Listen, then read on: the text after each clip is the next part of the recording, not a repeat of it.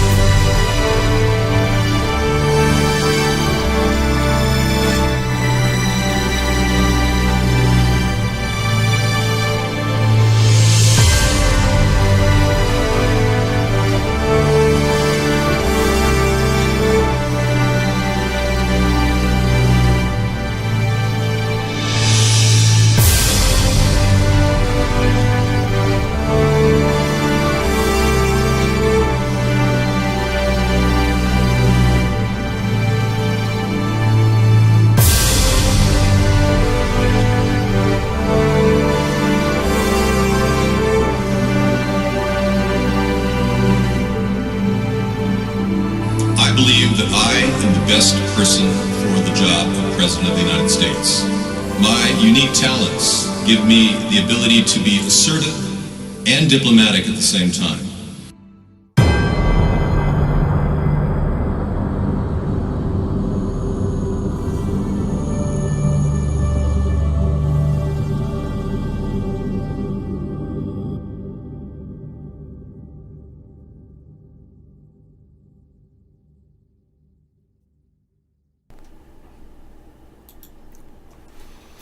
Good evening, everyone. Welcome to America's Third Party.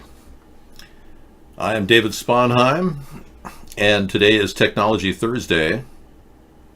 Welcome. I'm wearing a tie that came from Australia. This is a pattern that was developed by the Aborigines. See that? Also makes a nice mustache. But it's from a company called Scorched Earth. Very cool, and they use some of the proceeds to help the Aboriginal people in Australia. And man, Australia is just a devastation, forest devastation everywhere. And there's no news on the 183 people that set the fires, that were all arrested, and no evidence that anyone set the fires. So you have to wonder, why is there no news about these 183 people that were arrested? And how come no one set the fires in California? Not one arson arrest, but 183 in Australia, and the fires look almost identical, burning at over 2,500 degrees, which is unheard of for a forest fire. Which makes people wonder, yeah, really, why would there 183 people, all arsonists, set fires at the same time? And why did it burn at 2,500 plus degrees? Because it wasn't set by arsonists lighting matches. It most likely was caused by directed energy weapons, and then people wonder, well, why would they do that? Why would they set fire to their own coastline? Well, it's one way to get rid of property that stands in the way of a high-speed rail. Turns out the area that's been burned out is exactly where they want to run a high-speed rail, so there's that theory. There's a theory that there was some sort of a directed energy weapon used to create this. And Max sent me a picture of what he believes may have been used. Now, this is not new technology, folks. Could be photon flux, could be proton beam, could be a laser. But this technology was developed over 100 years ago by Nikola Tesla. In the 20s, he talked about a death ray. And here we are looking at death rays. So how can we be so oblivious to the possibility that something developed 100 years ago could even be used against our own people, whether you're Australian or United States citizens, whatever? But the Australian minister claims that Prime Minister Scott Morrison has led historically unprecedented bushfire efforts, and 3 U.S. firefighters have died in an air tanker crash in Australia. That to me is very suspicious. As president, I would do research and find out how an air tanker crashed. We've seen pictures of air tankers crash when they run directly into directed energy weapons. I saw one completely cut in half, vivisected. So we're wondering if the fighters were actually doing their job and they ran into one of those beam energy things. You got to wonder, so I'm going to be looking at that as a possibility. But either way, Australia is trying to calm down after one of the worst fires in Australian history. We have a video of 2 alt-righters confronting each other and having an argument. Nick Fuentes versus Ben Shapiro. It's an epic confrontation. Many of you Republicans are so hell-bent on supporting Donald Trump at all costs, despite all the obvious facts that are coming out in the trial, that Trump definitely did a quid pro quo, wanted to get dirt on Joe Biden, and was willing to trade our $400 million in aid to Ukraine for that dirt on Joe Biden. Let's listen to these 2 guys for a second. I haven't heard this yet.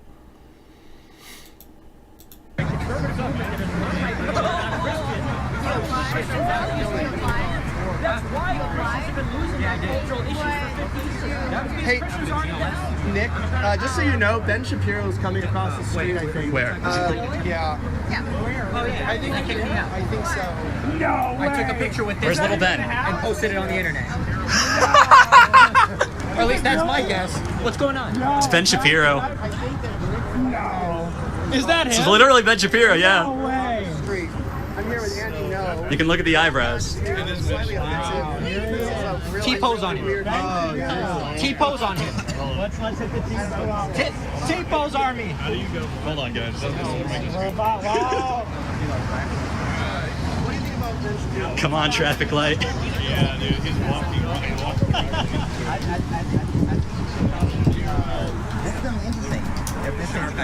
Okay, let me drop the team post. So I don't see that much of a problem with him. Outside of the Centrist USA conference where Nick Fuentes was kicked out after trying to enter. And we also have Andy No here documenting, and we are running into Ben Shapiro apparently. Okay, I'm not gonna keep going. There's enough.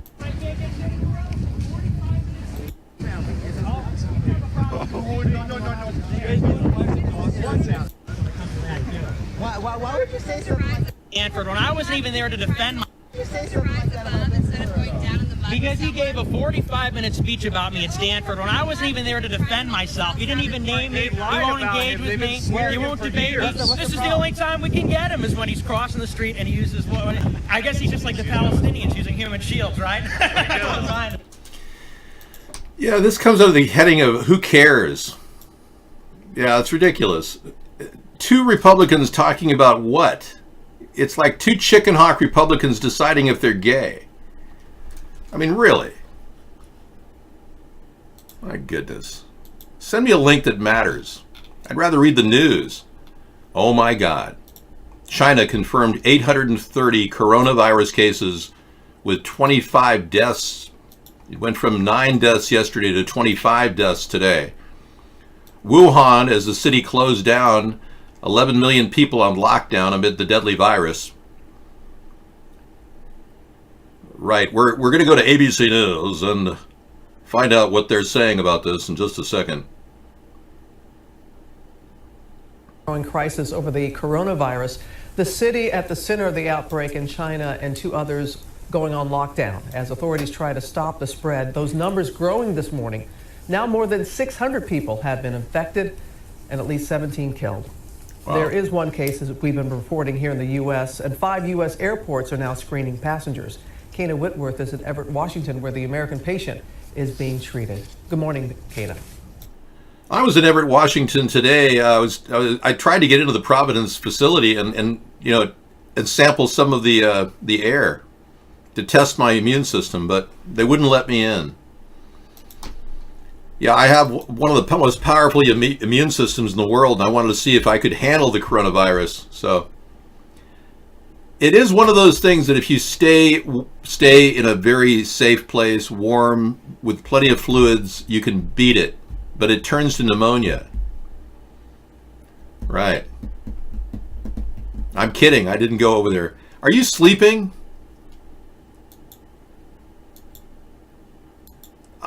No one would ever think I'm gay. I look and act like a complete and utter heterosexual man. Now, if I had a different demeanor and I walked around going, "So, say sailor, how are you?" they might think I'm gay. But I don't do that. So you got to understand, I'm a heterosexual, and I'm a little bit pissed off that you are so much of a homophobe. Yeah, we're tired of you people. And no, I don't in any way find homosexuality to be an acceptable behavior. And no, I'm I'm not condoning you. I'm admonishing you. Yeah, so don't think you can go around doing that and expect to have heterosexual people go, "Oh, we're so happy you're gay," and doing each other. No, we're tolerant of you, okay? You're not going to get all kinds of accolades for being a homosexual. Yeah, look at this chart for climate change. They failed to take into account chemtrails on the emissions total. Wow. Okay, let me lock down everything. Hang on.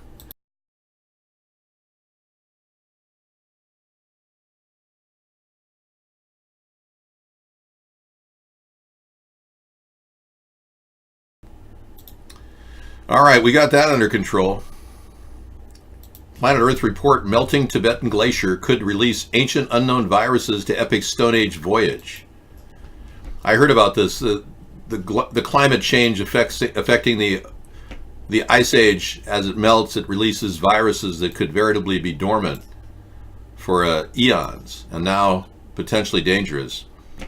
A new bubonic plague could be born from the climate problems that we're experiencing today. The epic ocean journey that took Stone Age people to Australia some 65,000 years ago. Early humans lashed out together a bamboo raft with the hope that it would carry them on the horizon and washed up the lost continent Sahui, which contained Australia. Well, this isn't much of a story. It's kind of like a heading, and then it's just a lot of it's like sky is falling. Everybody's worried about the end of the world. It's an over-dramatization. Yeah, I just think that people are overreacting right now. Let's get to the reality that Donald Trump is guilty as hell. And the Senate GOP is claiming that he has executive privilege, therefore none of the subpoenas are relevant. So in other words, all the witnesses to the events of quid pro quo are not allowed to actually testify because Donald Trump is using executive privilege to claim that they can't testify. That's what a guilty person would do. Donald Trump is behaving like a guilty person. Watch live impeachment trial day 3. Let's go there right now. Have you read Moby Dick? Pressure Ukraine. Have you read Moby Dick? It's a great book. I enjoyed that book immensely. Let's take a look at the live show from the House floor to announce investment in investigations that would personally benefit President Trump. And that brings us to a key point. It wasn't just that the president ordered a hold on the aid without any explanation, against the unanimous advice of his advisors, and even after for weeks, as his administration, both career and political appointees, continued to try to get him to release the hold. What the president was trying to hide was worse. What the president did was not just wrong, it was illegal. In ordering the hold, President Trump not only took a position contrary to his senior advisors, counter to congressional intent, and adverse to American national security interests in Ukraine, he also violated the law. Now, this issue was not a surprise.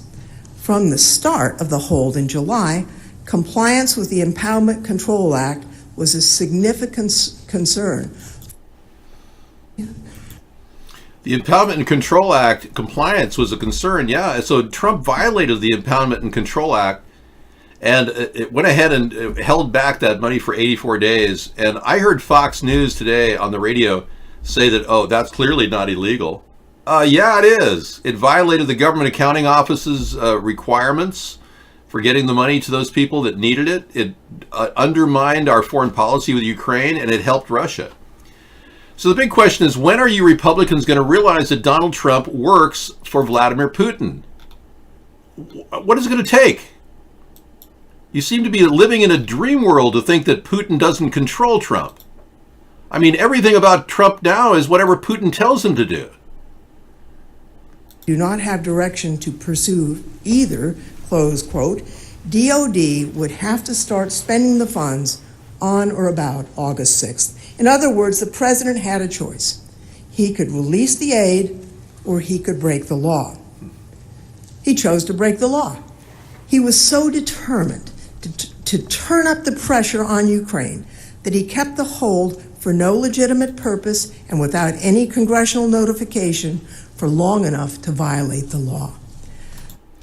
Indeed, indeed. And this woman's going to go on and on. We're also tracking the news here, and something has happened. The doomsday clock is ticking to 100 seconds before midnight. It's never been closer to the end of the world since Cold War occurred. The closest point to nuclear annihilation since Cold War. So this doomsday clock has been tracked for decades now. And because of Donald Trump's reckless behavior with Soleimani and the Iranians and the attack that came 7 months after he could have easily attacked earlier, everything points to Donald Trump willing to push the button on nuclear war just to cover his impeachment ass. Let's go back to this lady. Wrong lady. Execution of the law does not permit the president to substitute his own policy priorities for those that Congress has enacted into law. OMB withheld funds for a policy reason which is not permitted under the Impoundment Control Act, end quote. Now, bottom line, President Trump froze the aid to increase the pressure on Ukraine to announce the investigations he wanted.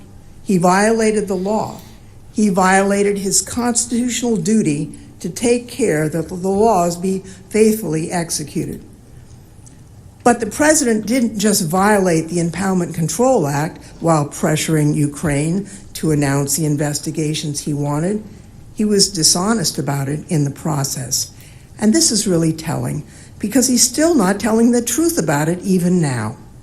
The budget documents that implemented the hold until September 11th asserted that it was being imposed to, quote, allow for an interagency process to determine the best use of such funds. But that wasn't true. There was no ongoing interagency process after July 31st, after it became clear that the entire interagency, including cabinet officers, unanimously agreed the aid should be released. The truth is, there simply was no debate or review in the interagency regarding the best use of such funds. So the reason given by the president was not only illegal, it was false too. The dishonesty in the budget documents weren't the only steps that the president's men at OMB took to cover up his misconduct and enable his scheme.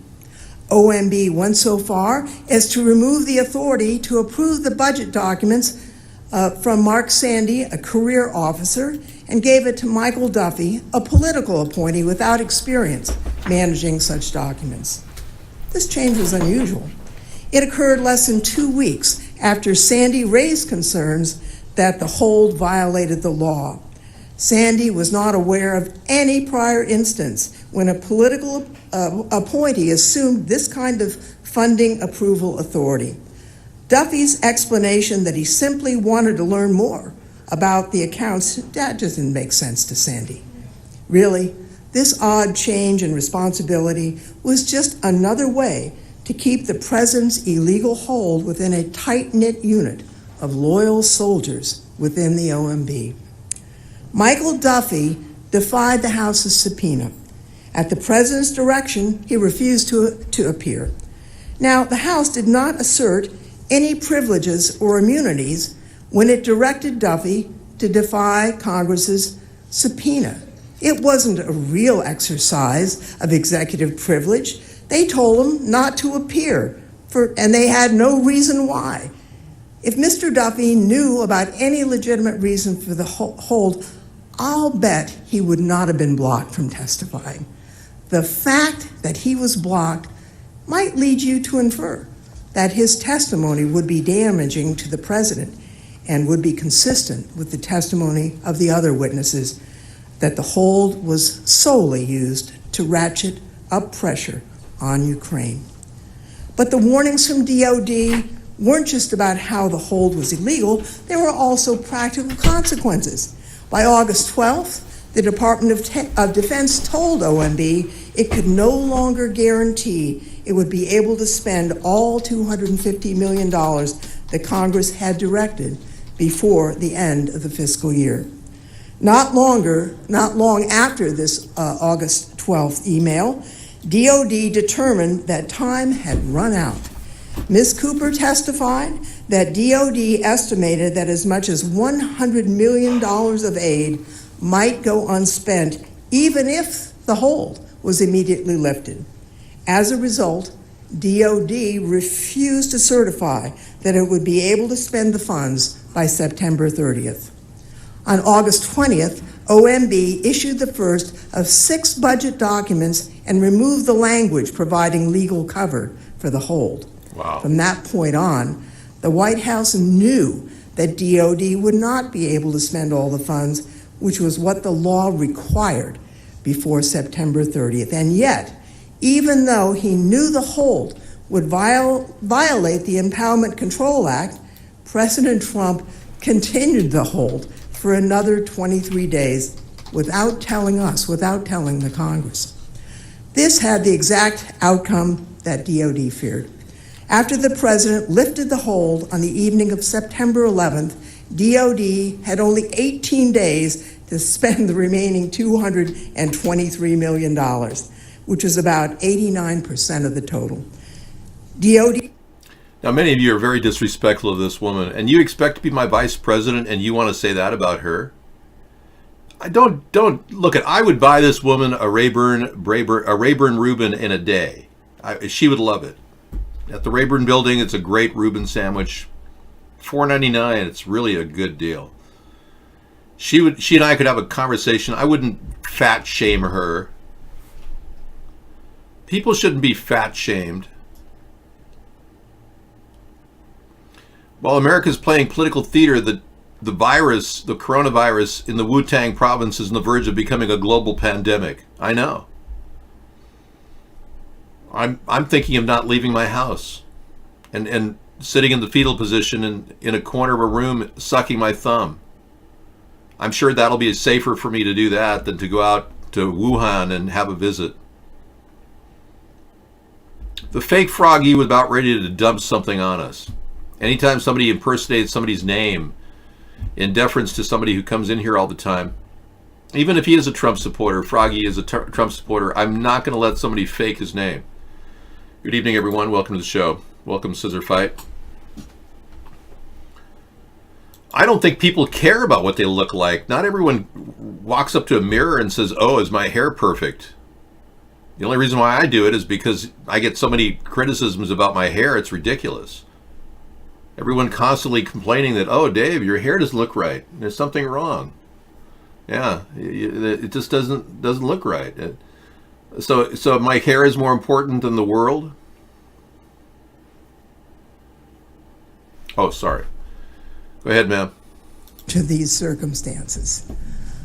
But I've been looking at Novus Ordo Seclorum. Now, I didn't study Latin, so I had to look it up. Novus Ordo Seclorum. And it said, "A new order of the ages is born."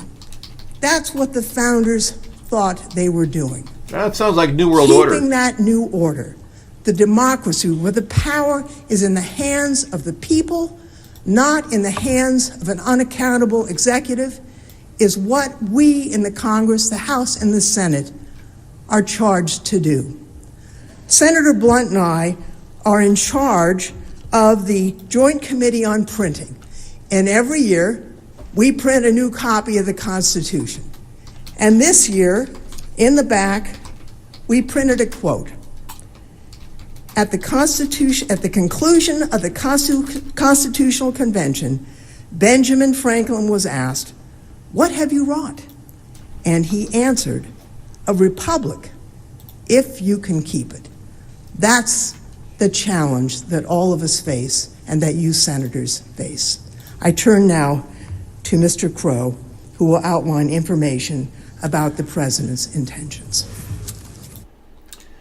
Thank you. And we will now go to a temporary intermission where some of the senators will go and enjoy the company of their secretaries in their private boudoir upstairs. We're back again after some of the secretaries have serviced some of the senators. Senate counsel for the president, just bear with us a little while longer. I promise we are almost there. You've heard a lot the last few days about what happened. I see a very, very significant bald spot on the top of his head. Are you seeing what I'm seeing? Are you seeing what I'm seeing? A bald spot forming on his head. Now, this is under the impression that the Republicans only care about what their hair looks like. They don't care about Russia dictating American politics. They don't care about Trump making millions of dollars in the White House off of the backs of the taxpayer. They only care about this man's bald spot. I'm pretending to be a Republican right now. Okay, China has an enormous alien telescope. An alien hunting telescope is now fully operational. Well, hopefully they can find something with this thing. Astronomers discovered a puzzling phenomenon.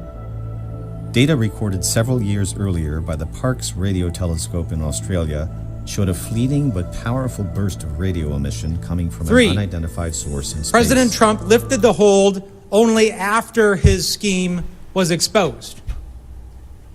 Right. 4. That's true. There were no other legitimate explanations for the release of the hold. It was not based on a legitimate review of the foreign aid. It was not based on concerns of corruption in Ukraine. It was not because President Trump wanted countries to pay more. There are no facts that show that the president cared about any of those things. 5. As we know, White House Chief of Staff Mick Mulvaney admitted at a press conference that the bogus 2016 election interference allegations were, quote, why we held up the money. Eventually, the truth comes out. There was no legitimate policy reason for holding the aid, so the truth came out. As Ambassador Sondland said, the president was a businessman who saw congressionally approved, taxpayer-funded military aid for Ukraine, our partner at war, as just another business deal to be made. Thank you. Military aid in exchange for fabricated dirt on his political opponent. Dirt for dollars. This for that. A quid pro quo. Let's start with the president's own words to President Zelensky on the July 25th call. With the hold on his mind, and on President Zelensky's mind too, we know that, President Trump linked military aid to his request for a favor. At the very beginning of the call, President Zelensky said, quote, I would also like to thank you for your great support in the area of defense. We are ready to continue to cooperate for the next steps. Specifically, we are almost ready to buy more javelins from the United States for defense purposes. The, quote, great support in the area of defense included, of course, the $391 million in military aid. Because remember, just a month before, DOD had publicly announced its intent to provide $250 million of that aid. President Zelensky was showing gratitude to the president for the aid that DOD had just announced would be on its way. But the president had put a hold just a few weeks before. Immediately after President Zelensky brought up the U.S. military support and said that Ukraine was almost ready to buy more Javelin anti-tank missiles, President Trump pivoted to what he wanted in return. He turned from the quid to the quo. President Trump immediately responded. He said, quote, "I would like you to do us a favor, though, because our country has been through a lot, and Ukraine knows a lot about it." And what was that favor? Well, we all know by now, don't we? It wasn't to fight corruption. It wasn't to help the United States or our national interests. It was the two specific political investigations that he wanted Ukraine to announce to help his own personal political campaign. President Trump's quick pivot from the critical military aid he knew that Ukraine desperately needed to the investigations that would benefit him personally speaks volumes. By bringing up the investigations immediately after President Zelensky raised the issue of military support, he linked the two issues. And U.S. officials listening to the call also made that connection. Here's what Jennifer Williams, Vice President Pence's aide, testified. But I was struck by something else you said in your deposition. You said that it shed some light on possible other motivations behind a security assistance hold. What did you mean by that? Mr. Chairman, I was asked during the closed-door testimony how I felt about the call, and in reflecting on what I was thinking in that moment, it was the first time I had heard internally the president reference particular investigations that previously I had only heard about through Mr. Giuliani's press interviews in press reporting.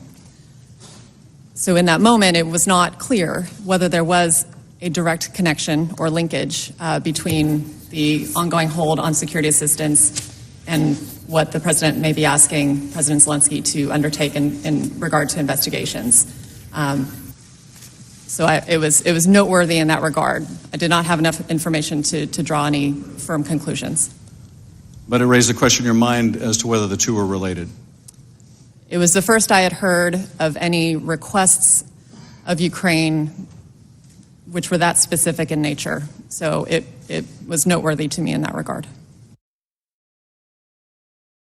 Okay, we are live here watching the impeachment hearings, folks.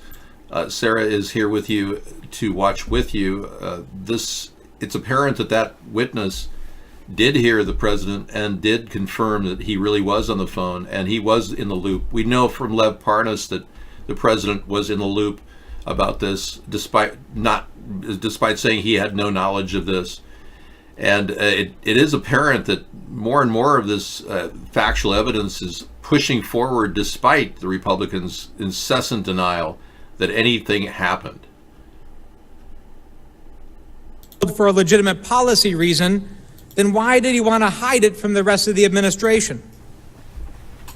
President Trump has obstructed Congress's ability to get those answers. We would like to ask Duffy why they wanted to keep it quiet. There's more evidence, of course, a lot more. In fact, there's so much evidence that, according to witnesses, the fact that the security assistance was conditioned on investigations became as clear as 2 + 2 = 4. Everyone knew it. Indeed, with no explanation for the hold, unanimous support for its release in the administration, and ongoing efforts by the president's top advisors to pressure Ukraine into announcing the investigations by holding up the White House meeting, it became crystal clear, as confirmed by multiple witnesses, that the only reason for the hold was to put additional pressure on Ukraine. David Holmes, the senior official at the U.S. Embassy in Kyiv, explained.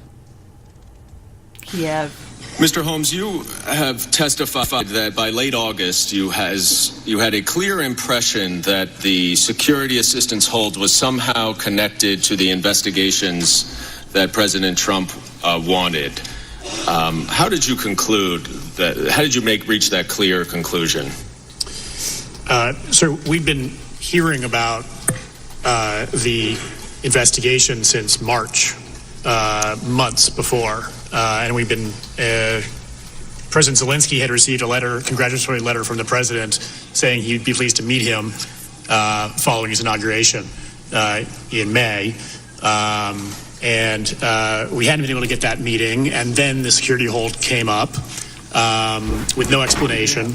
And I'd be surprised if any of the Ukrainians, you said earlier, we discussed earlier, sophisticated people, when they received no explanation for why that hold was in place, they wouldn't have drawn that conclusion. Exactly. Yeah. So I'm having some of my sardine grits here. Not bad.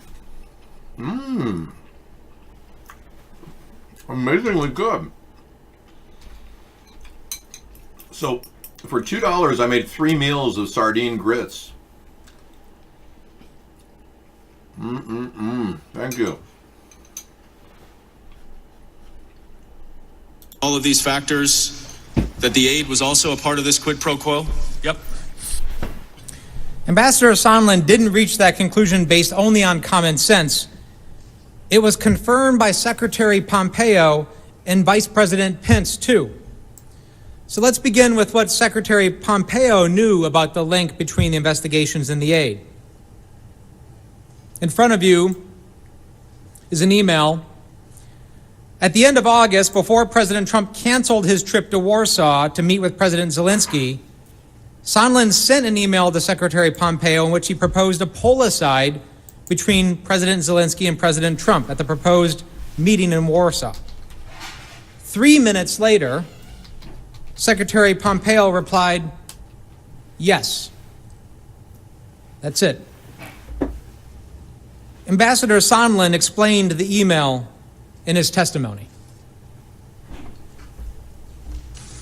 Later in August, you told Secretary Pompeo that President Zelensky would be prepared to tell President Trump that his new justice officials would be able to announce matters of interest to the president, which could break the logjam.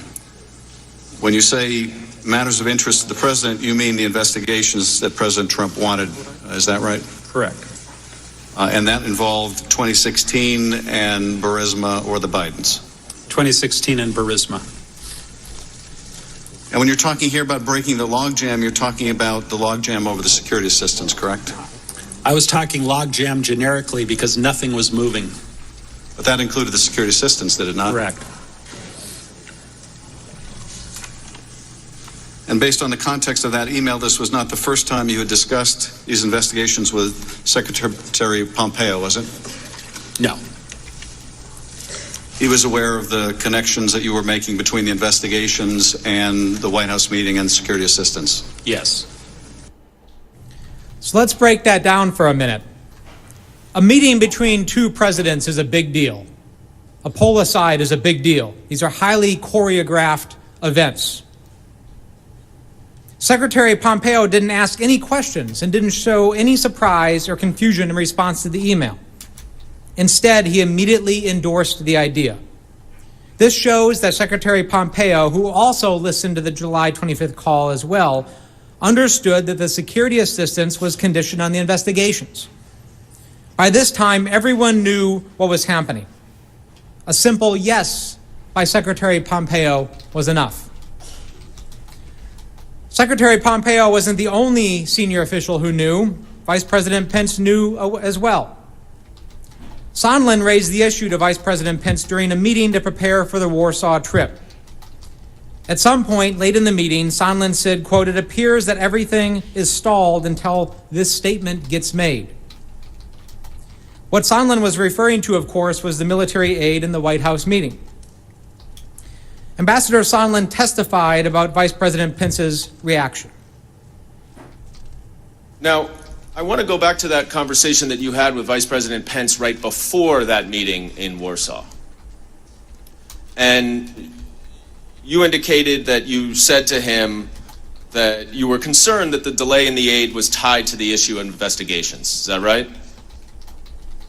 I don't know exactly what I said to him. This was a briefing attended by many people, and I was invited at the very last minute. I wasn't scheduled to be there. But I think I spoke up at some Microsoft point late in the exposed meeting and said, 250 million it looks like customer everything is support being records. held Wow. up until these statements get made, and that's my, personal belief. And Vice President Pence just nodded his head.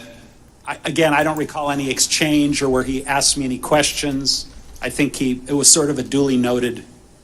Well, he didn't say, Gordon, what are you talking about? No, he did not. He didn't say, what investigations? He did not. Like Secretary Pompeo, Vice President Pence wasn't surprised, nor did he ask what Sondland meant, because they all knew.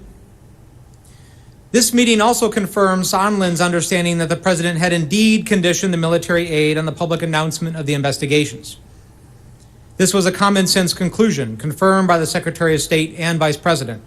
With that confirmation in mind, Sondland pulled aside Yermak, the top aide to President Zelensky, immediately after the Pence-Zelensky meeting.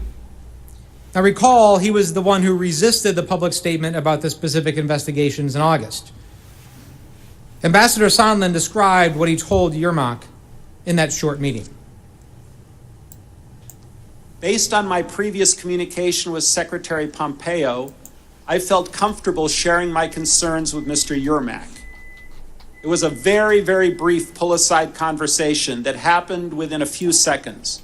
I told Mr. Yermak that I believed that the resumption of U.S. aid would likely not occur until Ukraine took some kind of action on the public statement that we had been discussing for many weeks. I did not try the sardines. You see, this just wasn't an internal scheme among the president's top advisors.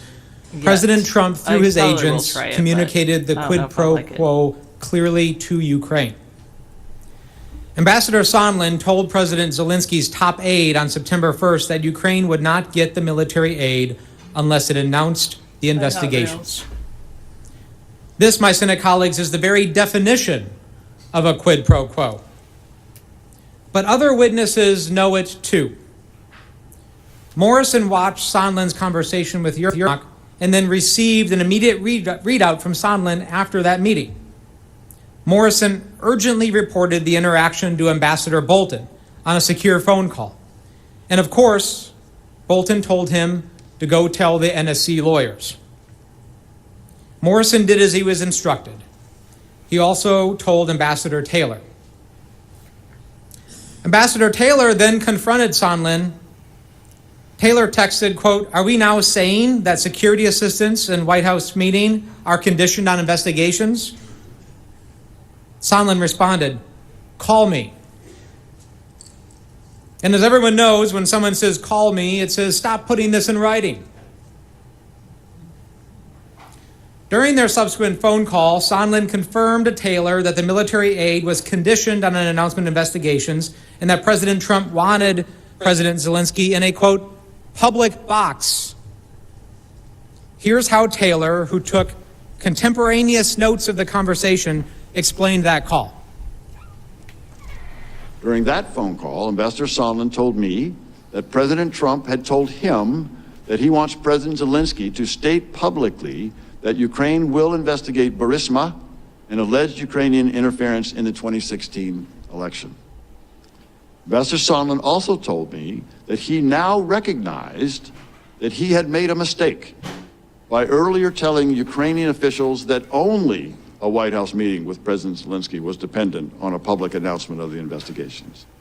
In fact, Ambassador Sondland said, everything was dependent on such an announcement, including security assistance. He said that President Trump wanted President Zelensky in a public box by making a public statement about ordering such investigations. President Trump wanted President Zelensky in a public box. A private commitment wasn't enough for President Trump because he needed the political benefit. And he could only get the political benefit if it was public. And we all know how this works with President Trump. Good How he night, weaponizes Jessica. investigations for political purposes. And think about that for a second. Why is it a waste of time? in That's your actually the opinion, exact Froggy? I don't opposite of think how it is. law enforcement investigations are conducted. If they're legitimate, law enforcement doesn't announce to the world they're investigating before actually doing it. That would tip off your targets. It would lead to witness intimidation, destruction of evidence. No, New York EMTs. But the president didn't actively want a legitimate investigation. He only wanted the announcement. At the end of that conversation between Taylor and Sondland on September 1st, Taylor asked Sondland to speak to the president to see if he could change his mind. And that's exactly what Sondland did. On September 7th, President Trump and Sondland spoke. But we know the call was on too many September apostrophes 7th for 4 reasons. First, Morrison testified that he had a conversation with Sondland on September 7th about Sondland's discussion with the president. Second, Morrison told Taylor about this conversation on September 7th. Third, Sondland and Taylor had a conversation on September 8th about the conversation that Sondland had had the day before.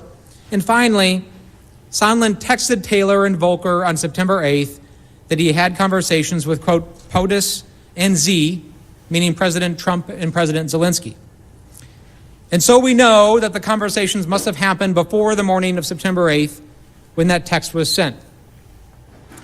For his part, Sondland, who doesn't take notes, also recalled that on that call he simply asked President Trump an open-ended question about what he wanted from Ukraine.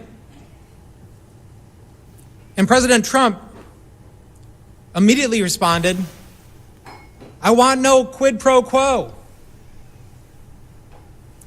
Now let's stop here for a second. Because the president has latched on to this statement that he said that. And because he said it, it must be true, right? But wait just a minute. Remember what's happening here at the same time. The president had just learned about the whistleblower complaint in the Washington Post editorial linking the military aid to the investigations just 2 days before. The fact that the president immediately blurted out speaks volumes.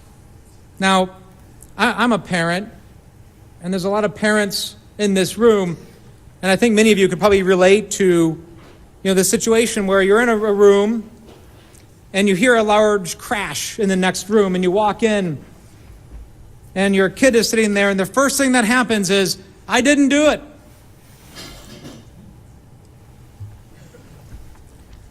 But there's more. Sondland did acknowledge that President Trump said he wanted Zelensky to, quote, clear things up. You will no doubt hear a lot from the president's counsel that Sondland testified no one in the world told him that there was a quid pro quo, including President Trump. And of course that's right, because people engaging in misconduct don't usually admit it. But we know exactly what the president told Sondland. I disagree. We know it from the testimony of Tim Morrison and Ambassador Taylor. We know it because Sondland testified that his own conclusion that there was a quid pro quo was confirmed by his conversation with President Trump. And we know it because Sondland relayed the exact message to President Zelensky right after he spoke to President Trump.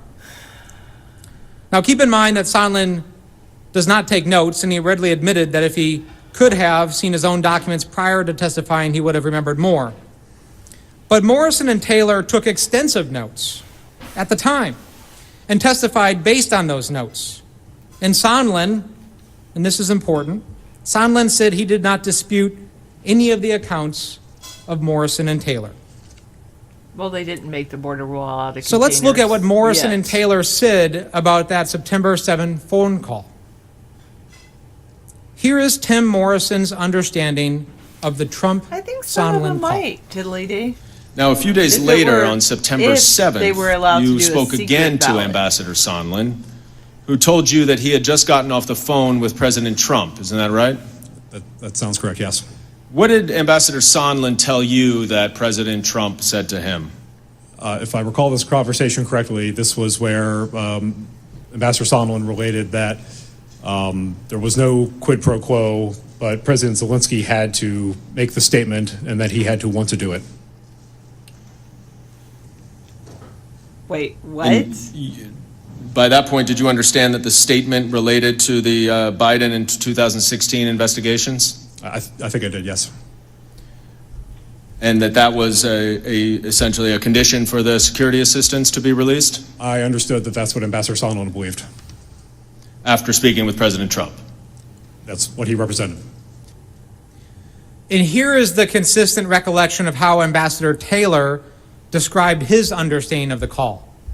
First, here is what we heard from Mr. Morrison. According to Mr. Morrison, President Trump told Ambassador Sondland he was not asking for a quid pro quo. But President Trump did insist that President Zelensky go to a microphone and say he is opening investigations of Biden and 2016 election interference, and that President Zelensky should want to do this himself. And here is Ambassador Taylor explaining what Sondland himself told Taylor about what took place on that Sondland-Trump call a day later.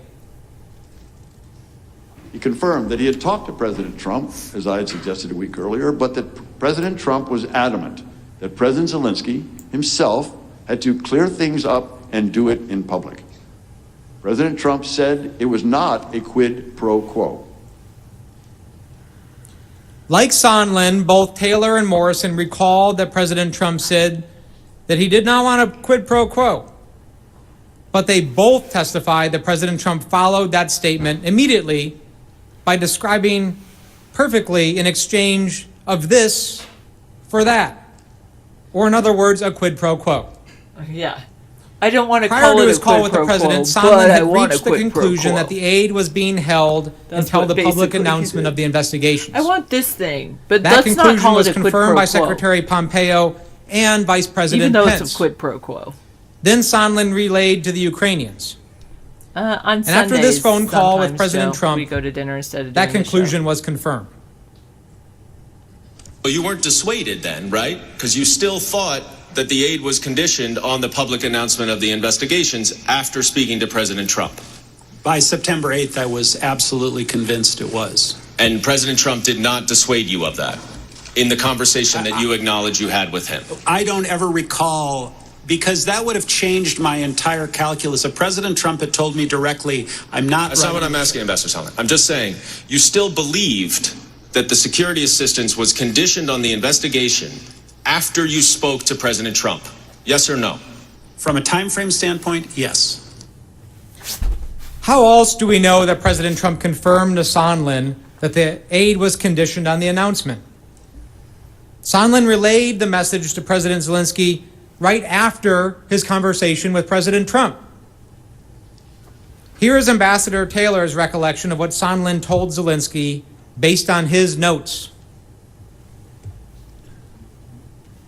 Ambassador Sondland also said that he had talked to President Zelensky and Mr. Yermak and had told them that although this was not a quid pro quo, if President Zelensky did not clear things up in public, we would be at a stalemate. So... I understood a stalemate to mean that Ukraine would not receive the much needed military assistance. Ambassador Sondland confirmed that Taylor's memory of this call was accurate. I'm interested There would be a in it, stalemate Hot Rails, that's why I'm without watching the it. investigations. No, Squonk? Here's his testimony. And then you also told Ambassador I don't Taylor think in so, that same Craig conversation that if President Zelensky, you told President Zelensky and Andrei Yermak that although this was not a quid pro quo, as the president had very clearly told you, it was, however, required for President Zelensky to clear things up in public or there would be a stalemate. You don't have any reason to dispute Ambassador Taylor's recollection of that conversation you had with President Zelensky, do you? No.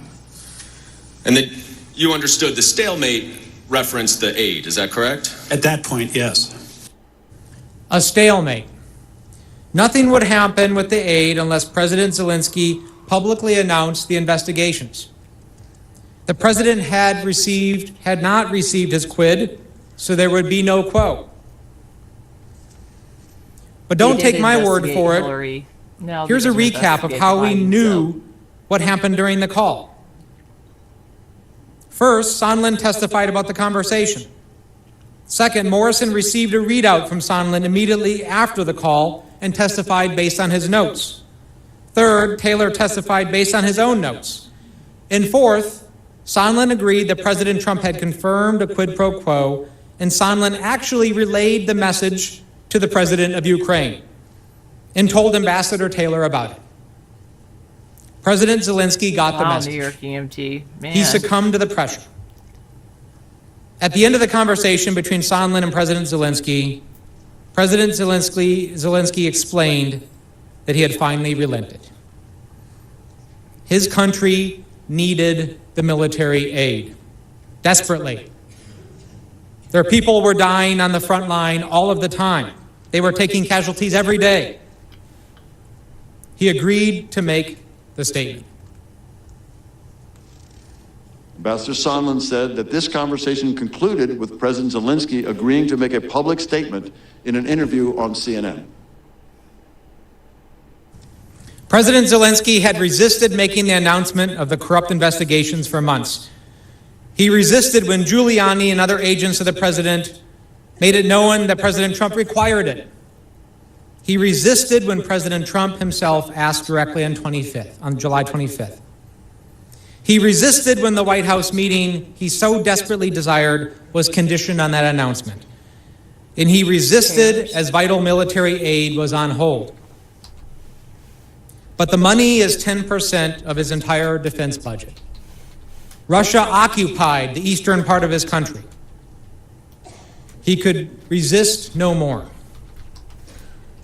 Ambassador Taylor was worried that even if the Ukrainian leader did as President Trump wanted, President Trump might continue to hold the military aid. Ambassador Taylor texted his concerns to Ambassadors Volker and Sondland, stating, quote, "The nightmare is they give the interview and don't get the security assistance. The Russians love it, and I quit." In other words, the nightmare is that they make the announcement, but President Trump doesn't release the aid. This would be perfect for the Russians. Russian propaganda would be adopted by the United States, and the U.S. would be withdrawing its support for Ukraine. On September 9th, Ambassador Taylor reiterated his concerns about the president's quid pro quo in another series of text messages with Ambassadors Volker and Sondland. Ambassador Taylor said, quote, "The message to the Ukrainians and Russians we send with the decision on security assistance is key. With the hold, we have already shaken their faith in us. Thus my nightmare scenario." And then later he texted again saying, quote, "Counting on you to be right about this interview, Gordon." Ambassador Sondland responded, quote, "Bill, I never said I was right. I said we are where we are and believe we have identified the best pathway forward. Let's hope it works."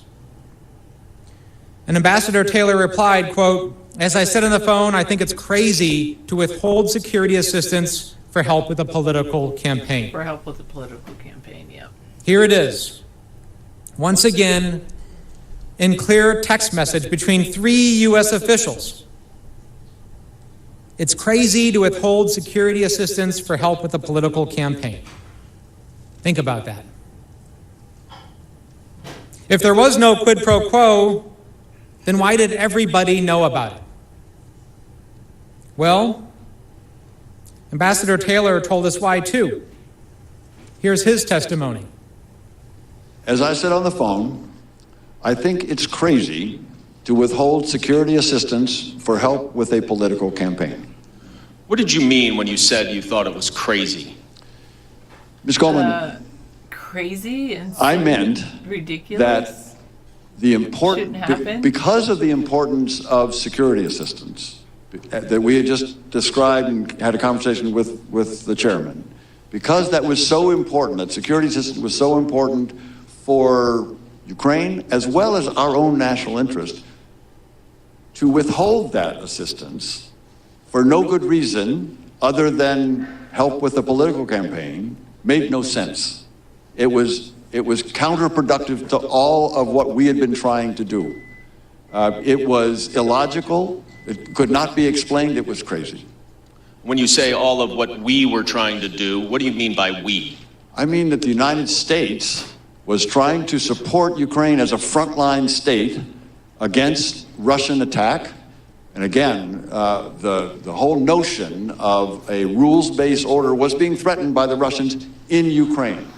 So our security assistance was designed to support Ukraine. That's it. It was not just the United States. It was all of our allies. When you reference help with a political campaign in this text message, what did you mean?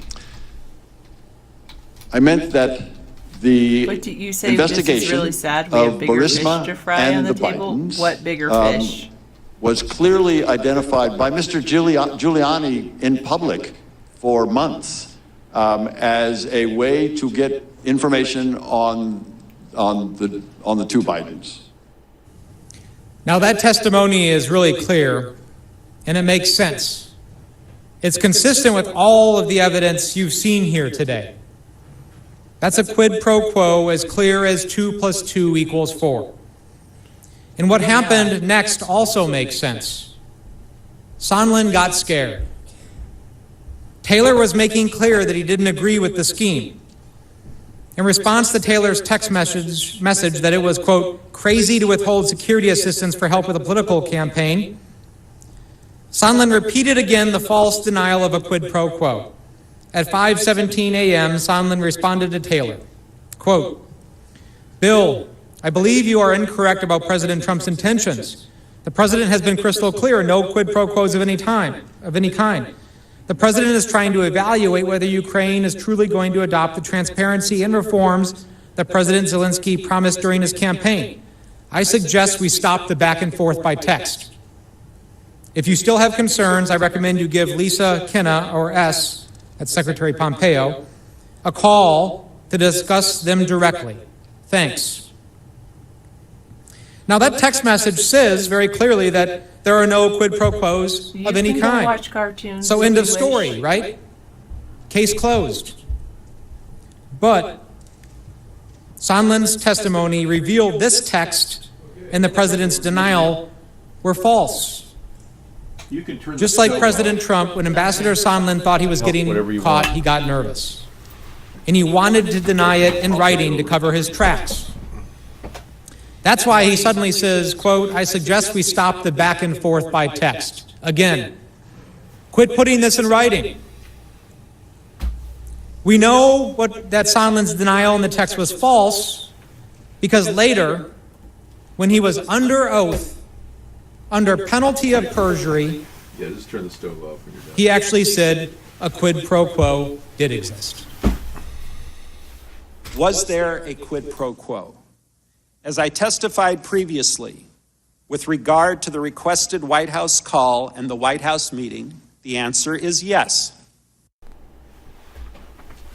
The answer is yes. Yes. Yes is the answer. It's clear that President Trump himself confirmed that the aid was conditioned on the public announcement of the investigations that the president wanted. To get Ukraine to help him with his re-election campaign, the President of the United States violated the law by withholding nearly $400 million of taxpayer dollars intended to fight Russia. He put his own interests over the country. Exactly. And Russia's interests too. And that is why we are here. We are here to celebrate in the new Star Trek featuring Picard, the leader of the Star Trek Starfleet. And Picard is making a comeback in the new Star Trek episode, so we're all very excited for you, Tiddly-dee. Some of us, though, have a thing about this Trump guy who happens to be working for Russia, you know? No biggie. Captain Picard is back. Here's Chief Justice, President's Counsel. It's been a long day, and we start out the day with the chaplain asking for empathetic listening. And I think that that is certainly what you have delivered for us today. I know you've been bombarded with information all day, and when you leave this chamber, you are bombarded again by members of the press. There is no refuge, I know. And I just want to thank you for keeping an open mind about all of the issues that we are presenting. An open mind for us and an open mind for the President's Council. That's all that we can ask for. And having watched you now for 3 days, whether it is someone you are predisposed to agree with or predisposed not to, it is abundantly clear that you are listening with an open mind. And we can't ask for anything more than that, so we are grateful. At the beginning of the trial, you may have seen the President tweeted. Now, tweeted a lot, but tweeted a common refrain, read the transcript. So I thought at the end of the evening, I would join in the President's request that you reread the transcript. Because now that you know a lot more of the facts of this scheme, it reveals a lot more about that conversation. And let me just point out a few things that may have escaped your attention about that transcript, which is not really a transcript because it's not complete. Let me just tell you a few things that may have escaped your attention about that call record. Now, we've already talked about it, I won't go into it again, the pivotal sections where he talks about CrowdStrike and he asks for that favor and he wants the investigation of the Bidens. There is a lot more to that call now that you know so much more about that scheme. Let me just point out a few things that really struck my attention. Good night. Early in the call, President Zelensky says, we brought in many new people, many new people. Not the old politicians, not the typical politicians, because we want to have a new format and a new type of government. So again, this is the July 25th call. Okay, the numbers are just skyrocketing in China. We've got 850 infected, 86 dead, according to Meow TV, that we know of. Yeah, we never find all these people. There could be a lot more dead. Good point. It does seem like the coronavirus is very strong this time and has the potential to kill a lot of people. That's a 1 in 10 kill rate, pretty high for the coronavirus. So we're still worried about that. So everything he says is prepared. And early on, he wants to make sure he lets the president know he's a reformer. Now, the president has his own agenda in this call. And immediately after that, in the next exchange, the president makes this point. The United States has been very good to Ukraine. I wouldn't say that it's reciprocal necessarily, because things are happening that are not good, but the United States has been very good to Ukraine. This is very interesting that he brings up very early in the conversation, this relationship is not reciprocal. We've been very good to Ukraine, but can't say there's much coming the other way. Now, you'll remember that Bill Taylor had this reaction to talking to Gordon Sondland when Sondland says, Donald Trump is a businessman. Before he writes a check, he likes to get what he's owed. Yeah. Quid pro quo. And Taylor's reaction is, well, that makes no sense because Ukraine doesn't owe us anything. Exactly. Well, Donald Trump, in this call, you can see he does think he's owed. He does, you're right. His this attitude. Is what he's talking about when he says there's not much reciprocity here. Right. He thinks he's owed something. You want to get this military, you want to get this meeting? I don't see much reciprocity here. He thinks he's owed something. When you read that passage and you know about that, he's a businessman before he signs a check, that takes on new meaning. Now, a little later in the call, Zelensky says, I will personally tell you that one of my associates spoke with Mr. Giuliani just recently, and we are hoping very much that Mr. Giuliani will be able to travel to Ukraine, and we will meet once he comes to Ukraine. Now, you should read this carefully yourself, but this may be the first mention of Giuliani. And Zelensky's bringing him up and saying, well, I'd really like to meet with Giuliani. Now, this is July. What do we know now about the meeting between Giuliani and Zelensky. We know that Giuliani in May wanted to go meet with Zelensky. We saw that letter from Giuliani, I want to go meet with Zelensky. Yeah. And we know he was rebuffed or something happened because he didn't get that meeting. And he was angry and he went on TV and he said, Zelensky is surrounded by enemies of Trump, right? So Zelensky's prepared for this call. And he knows it's going to resonate with Donald Trump if he says, I'd like to meet with Rudy Giuliani. And immediately after that, he says, we are hoping very much that Mr. Giuliani will be able to travel to Ukraine and we will meet once he comes to Ukraine. Immediately thereafter, the next sentence he says, I just wanted to assure you once and again, you have nobody but friends around us. Now, we could have read this transcript to you early on. That wouldn't have meant much to you. But now that you know that Rudy Giuliani was out there on TV saying Zelensky is surrounded by enemies of Trump, you can see why Zelensky says, you've got nobody but friends around us. And he goes on. I also wanted to tell you that we are friends. He brings up friendship again.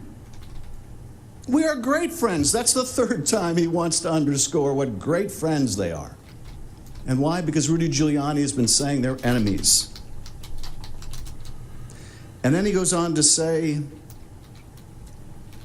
I also plan to surround myself with great people, and in addition to that investigation, I guarantee as the President of Ukraine that all the investigations will be done openly and candidly. That I can assure you. He needs to assure the President he's going to get his deliverable, right? Because it's been made clear before this call what the President wants to hear, more than that, what the President needs to hear. And he needs to hear no stone unturned in that investigation. So the President, in the next response, says, Mr. Giuliani is a highly respected man. He was the mayor of New York City, a great mayor, and I would like him to call you. Well, that sounds familiar, doesn't it? Call Rudy. Call Rudy. Same thing he told the three amigos in May. Call Rudy. Call Rudy. Now he's telling Zelensky, call Rudy. Call Rudy. And then he says, I will ask him to call you, along with the Attorney General. Rudy very much knows what's happening, and he is a very capable guy. If you would speak to him, that would be great. Talk to Rudy. Yeah, well, Rudy... Yeah, we know now that Rudy was the go-between, and they all were in the loop, according to Lev Parnas and his 1,200 pages of documents confirming it. So, I am running for president in 2020, everybody. We're just tracking this debate, the trial, and we're going to bring you as much as we can tonight of it, obviously revealing the inner circles around Donald Trump, the people that control him. Obviously is our bend here, but you may disagree. You may think that Putin and Trump are just really good friends.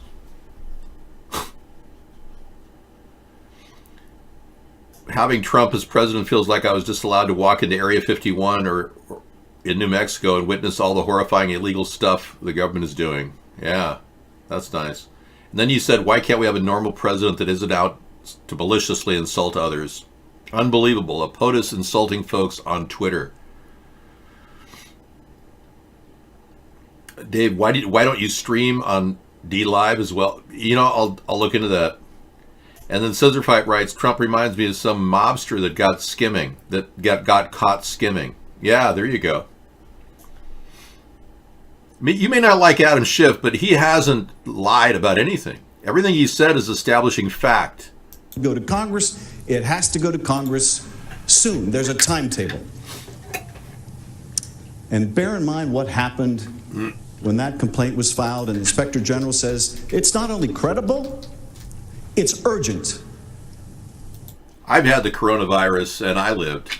I can tell you it is a new strain now that they think may have merged with the bat soup that somebody was drinking. I don't even want to go there. Contacts Bill Barr's Justice Department. And what does Bill Barr's Justice Department do in consultation with the White House? They say, don't turn it over to Congress. You don't have to turn it over to Congress. I know what the law says. It says you shall. Doesn't say you may. Doesn't say you might. Doesn't say you can if you like to. Doesn't say if the president doesn't object. It says you shall. And we're telling you, Bill Barr's Justice Department is telling you, you don't have to. Highest office of the law in the land is saying, ignore the law. Ignore the law. We'll come up with some rationalization. We'll get our guys at the Office of Legal Counsel to write some opinion. We'll find a way. Do not turn it over. You don't have to. And they don't. And they don't. And the Inspector General, who deserves a lot of credit for guts, he reports to the intelligence committees and says they're violating the law. And I don't know what to do about it. They're supposed to turn it over to you. I don't know what to do about it. But I need to tell you, to meet my obligation, they're not doing what they should. And so we subpoena the Director of National Intelligence. And we make it clear to the National Intelligence, Director of National Intelligence, he's going to have to come before Congress in an open hearing and explain why he's the first acting director to refuse to turn a complaint over to Congress. And the investigations are opened. And the result is they're forced to turn it over to Congress, and they're forced to release this call record. But here you have the Department of Justice weighing in, you don't have to turn it over. The same call record that mentions the Attorney General of the United States. But it fails. That effort to cover up, to conceal the whistleblower complaint fails. And it comes out. And no sooner than it does, the Attorney General says, we had nothing to do with this. Now, of course, if that had never been released, well, then the Attorney General's name would have never come up in this call record, and there would be no necessity of distancing himself from the president's actions. Now, part of the problem with Adam Schiff's style of communication is he keeps repeating the same statements over and over again and expecting different results. There's no seemingly crescendo in his delivery. He's no William Jennings Bryan, but he's doing a fairly good job as a technical speaker. And he's written this with the help of many others, and they're laying it out on the line that Donald Trump did everything wrong. Two witnesses who were on that call, that Burisma was mentioned. So why isn't Burisma in the call record? Well, can't say this, that call record went to that highly classified server. And that mention of Burisma didn't make it into the call record. But Zelensky goes on to say the issue of the investigation of the case is actually the issue of making sure to restore the honesty, so we will take care of that. And we will work on the investigation of the case. Time after time after time, Zelensky feels the need to assure the president he's going to do those political investigations that the president wants. In the next exchange, the president, after Zelensky says this, the president says, I will have Mr. Giuliani give you a call, and I'm also going to have Attorney General Barr call, and we will get to the bottom of it. I think, I mean, you can count, don't take my word, but I think there's no one who comes up more in this call record than Rudy Giuliani, which tells us something. Now,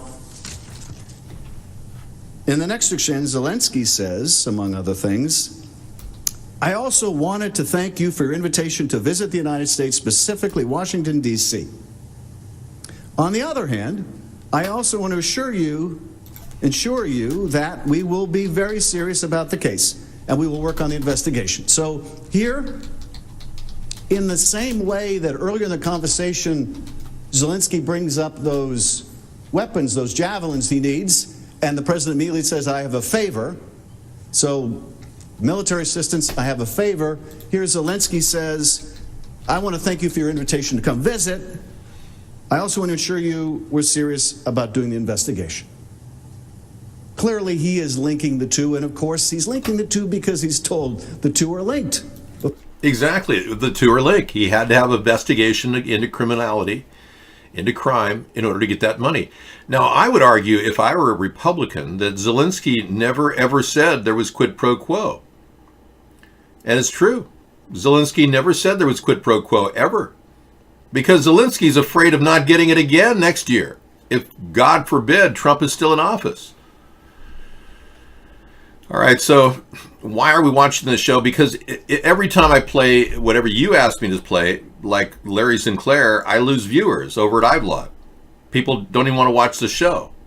And because my viewers doubled or tripled in the past couple days just watching this show on YouTube and on various networks.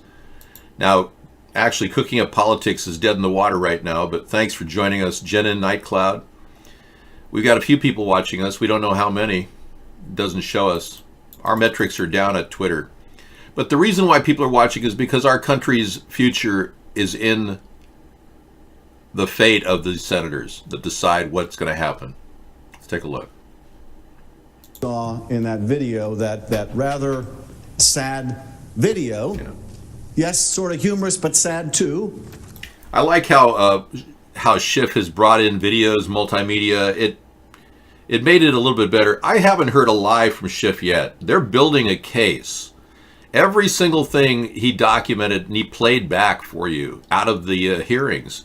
You've been seeing actual real video clips of various witnesses, done very well, by the way, who said that Trump did a quid pro quo. Well, let's be clear. Yeah, we forced the aid to be released because the president got caught. But even now, our ally can't get his foot in the door. Even now, our ally can't get his foot in the door. And this brings me to the last point I want to make tonight, which is, when we're done, we believe that we will have made the case overwhelmingly of the president's guilt. That is, he's done what he's charged with. He withheld the money. He withheld the meeting. He used it to coerce Ukraine to do these political investigations. He covered it up. He obstructed us. He's trying to obstruct you. And he's violated the Constitution. But I want to address one other thing tonight. Okay, he's guilty. Okay, he's guilty. Does he really need to be removed? Does he really need to be removed? We have an election coming up. Does he really need to be removed? He's guilty. You know, is there really any doubt about this? I mean, do we really have any doubt about the facts here? Does anybody really question whether the president is capable of what he's charged with? No one is really making the argument Donald Trump would never do such a thing. Because of course we know that he would, and of course we know that he did. It's a somewhat different question, though, to ask, okay, it's pretty obvious, whether we can say it publicly or we can't say it publicly, we all know what we're dealing here with this president. But does he really need to be removed? And this is why he needs to be removed.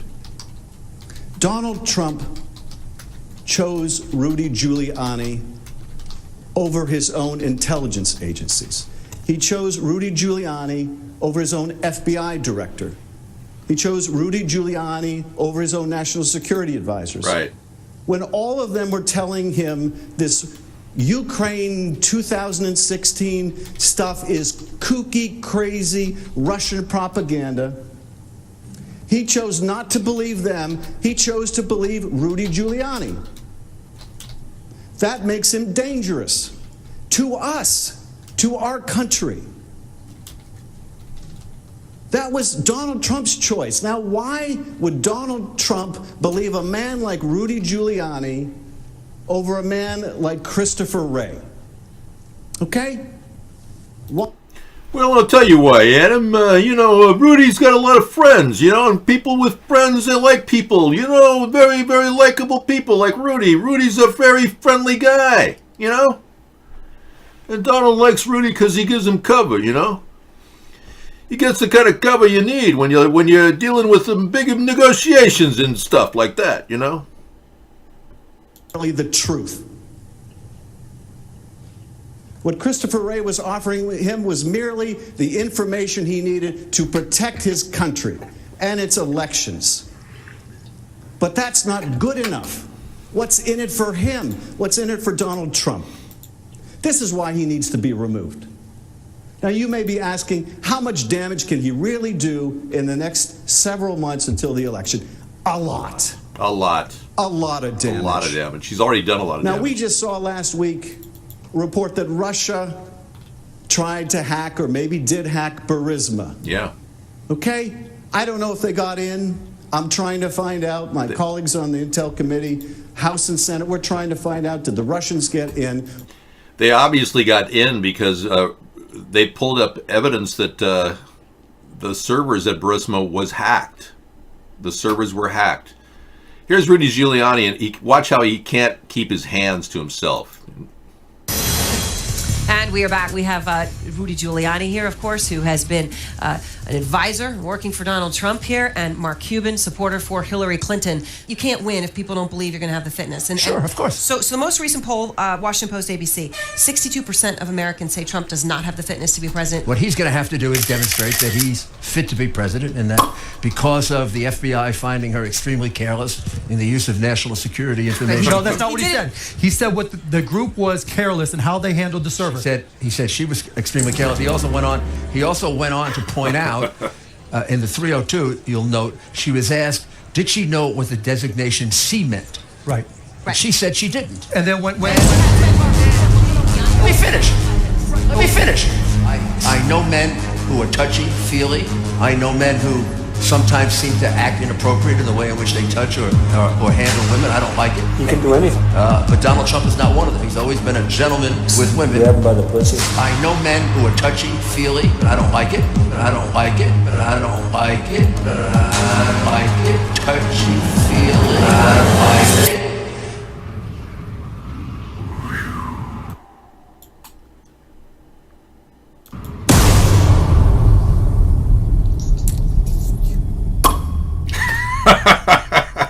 Hey, this is Vic Berger. I hope you enjoyed that. Why don't you subscribe to Super Deluxe while you're right here? Go ahead, do that right now. I will, Vic. Thank you very much. That was very funny. You think he's going to call him out on it?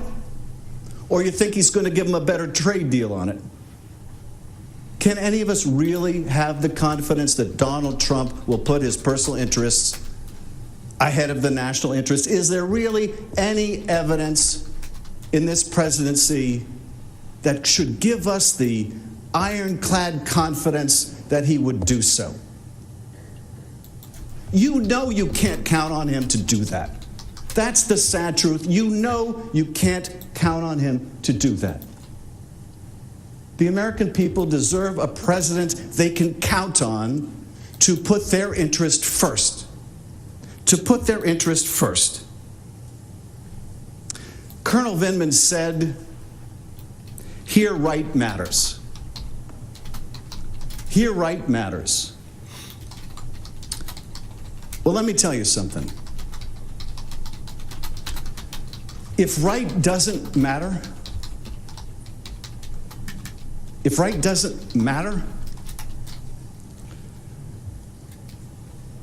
doesn't matter how good the Constitution is. It doesn't matter how brilliant the framers were. It doesn't matter how good or bad our advocacy in this trial is. Doesn't matter how well written the oath of impartiality is. If right doesn't matter, we're lost. If the truth doesn't matter, we're lost. The framers couldn't protect us from ourselves if right and truth don't matter. And you know that what he did was not right. You know, that's what they do in the old country that Colonel Vindman's father came from.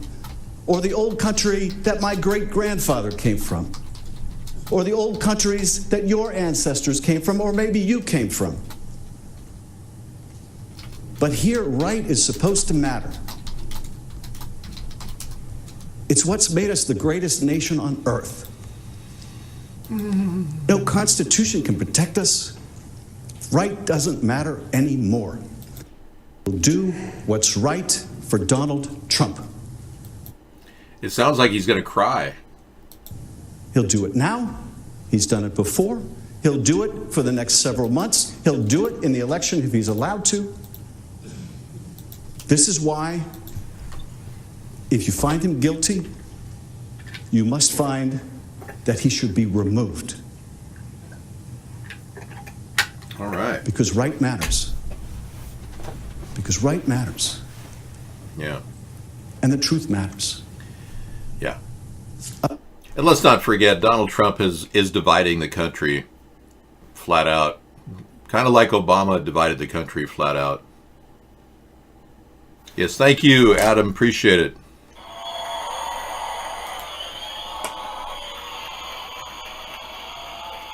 And now Moscow Mitch is saying something here.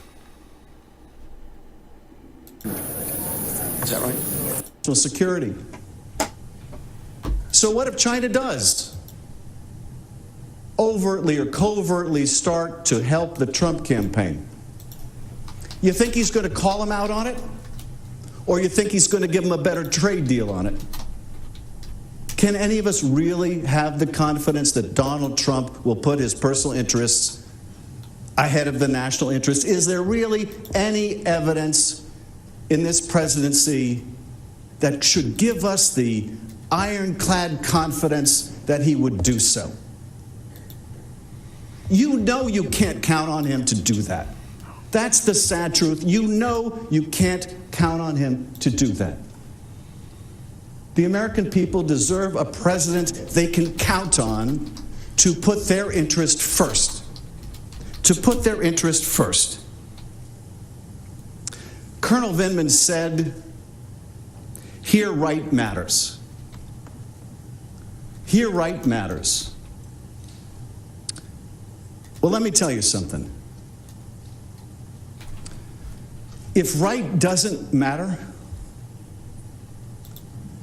it doesn't matter how brilliant our advocacy in this trial is. Doesn't matter how well written the oath of impartiality is. If right doesn't matter, we're lost. If the truth doesn't matter, we're lost.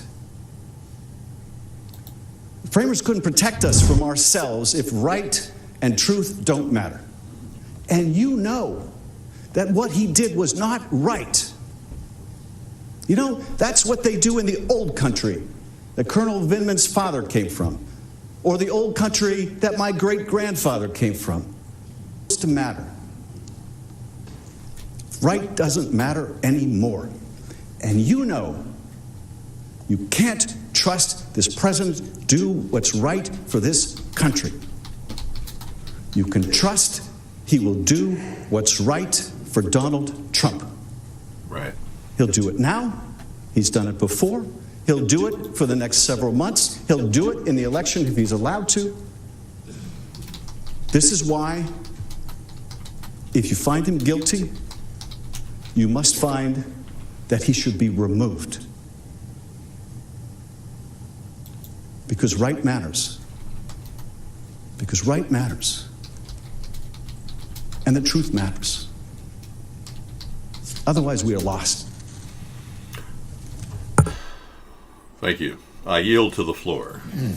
Mr. Chief Majority Justice. Leader is recognized. I ask unanimous consent that the trial adjourn until 1 p.m. Friday, January the 24th, and that this order also constitute the adjournment of the Senate.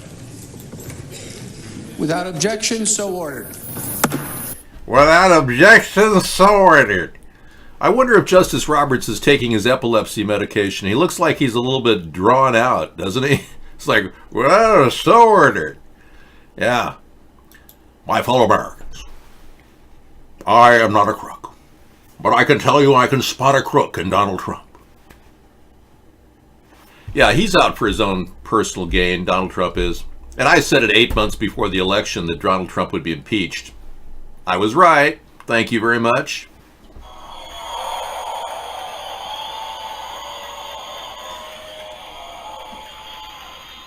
And I want to reiterate that I've been right all along on everything.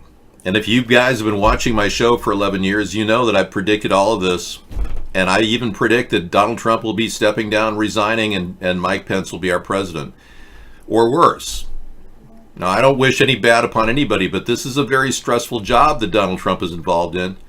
And he's not the healthiest guy out there. So I just worry that, he doesn't have the full backing of the country. That alone makes him inept and incompetent. The fact that 51% of the country, according to a CNN poll, wants him out of office shows you he's no longer effective.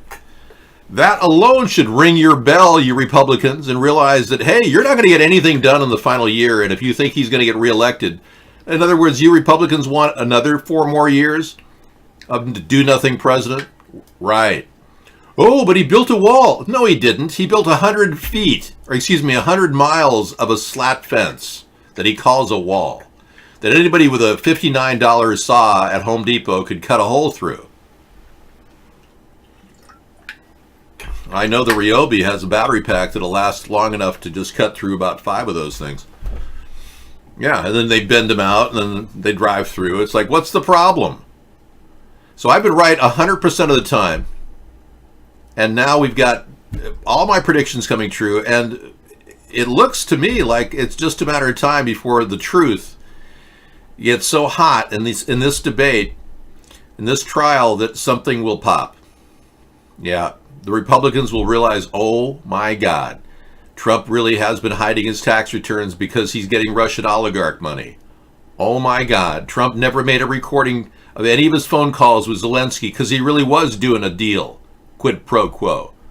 He never made any recordings of his calls with Putin, 13 hours, where he's, oh yes, Vladimir, whatever you say, don't play the sex tape. And yes, the sex tape is real.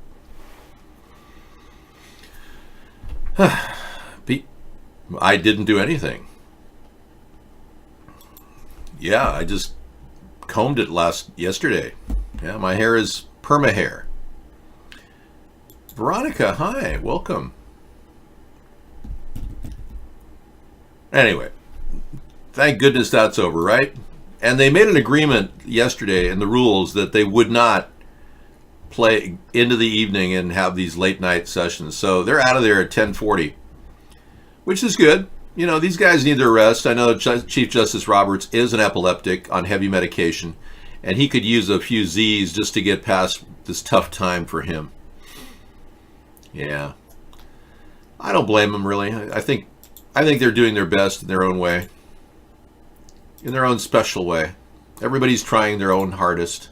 And you Republicans just don't understand that all these allegations are not lies, that Schiff has laid these things out in linear fashion with videos to back it up, and he's cleverly used the videos that Donald Trump has put out against him, because Trump won't allow any witnesses. That's called obstruction of Congress, by the way.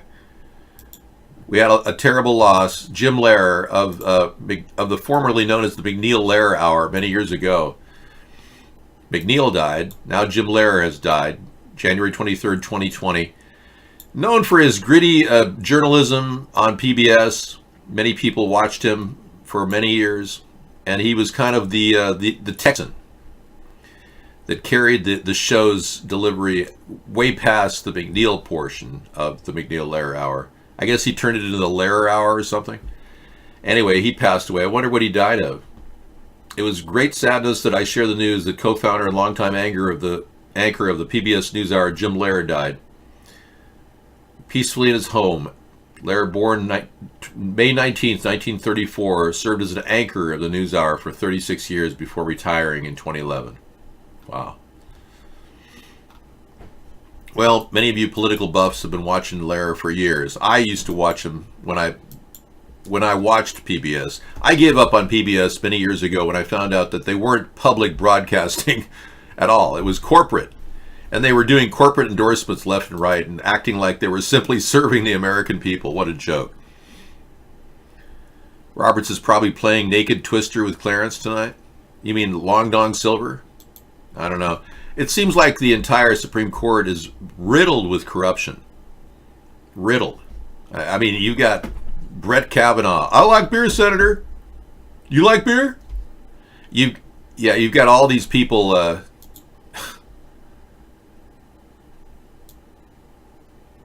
Elena Kagan. Yeah, right. Do you know that Elena Kagan never served as a judge before Barack Obama put her on the Supreme Court? Very weird. Sonia Sotomayor, do you know that she was a member of Aslan and La Raza, an organization of Latin Americans who are looking to take over the country? How did she clear the nomination? And there's Ruth Bader Ginsburg. My goodness, has anyone seen her? She may not even be alive. We don't know. She could be like hooked up to life support and getting digital feedback from a machine. Okay, we got one moon story coming from tonight's links. This will be another quizzical journey into whether we landed on the moon and the technology is real or not real. Cool opening. Hey, I like that. 153 News has a cool opening. Okay, so we'll look at that later tonight. And you've got another one too. 1,080 pellets are poisoning and killing all life in New Zealand. Oh, wow. 1080 pellets. Are these the pellets that go into the 1080 machines or what? Depopulating poison pellets dumped in New Zealand, now in the U.S. Wow. Property owners near the Mountain Valley Pipeline in Grassy Meadows are speaking out after a foreign pelleted substance was dumped on their property. Our Haley Brown explains what this means for these organic farmers' livelihoods, and this is a story you'll only see on WVVA. Wow. A pelleted substance rains down on a farmer and his children while harvesting ginseng on their property near Grassy Meadows. Wow. And a helicopter flew over, and about 10 seconds after it flew over, pellets started to come out and drop through, pelting myself, my children. According to an Wow. Okay, well, this is a 16-minute video we'll be playing later tonight, too. Some of you like to watch videos that we play here. I can't play them. Sometimes they get knocked off YouTube, so I don't play them during the show. 1080 is a common name for a biodegradable poison called sodium fluoroacetate. It's made synthetically, but fluoroacetate is also produced naturally for some plants to deter browsing. What's in the 1080 bait? We don't know. It's pest control in New Zealand, really? Well, it's killing off organic farms left and right, and many of us are concerned about that. As we are suspecting we got some of the Democratic scumbags in here, like Buttigieg's clan of scumbags here, trying to pitch their guy. As far as we know, Buttigieg is being used by the CIA. His affiliation with the McKinsey Group, public relations firm, is well known and documented, and he can't talk about it. Which means that Pete Buttigieg is probably a CIA plant, just like Barack Obama was. Many of you Democrats just haven't woken up to the control of the New World Order and how they've dominated our country. Just walking downtown thinking they're safe. And okay, we got other people talking about a mass shooting in Seattle. Was it real? Yeah, this happened yesterday. Another link from Scissor Fight. Thank you. Yeah, let's look at that. Take a look. Yeah, the New World Order is secretly working its way through various aspects of the Democratic and Republican Party. Don't kid yourself. They're working it. And their ultimate goal is to control both parties. The last thing they expect is a third-party candidate gaining momentum in American politics. You got a package from China? Well, you better set it out in the sun before you open it. Sun will disinfect almost anything. And knowing that this kind of crime is around, it happens every day. We report on it multiple times.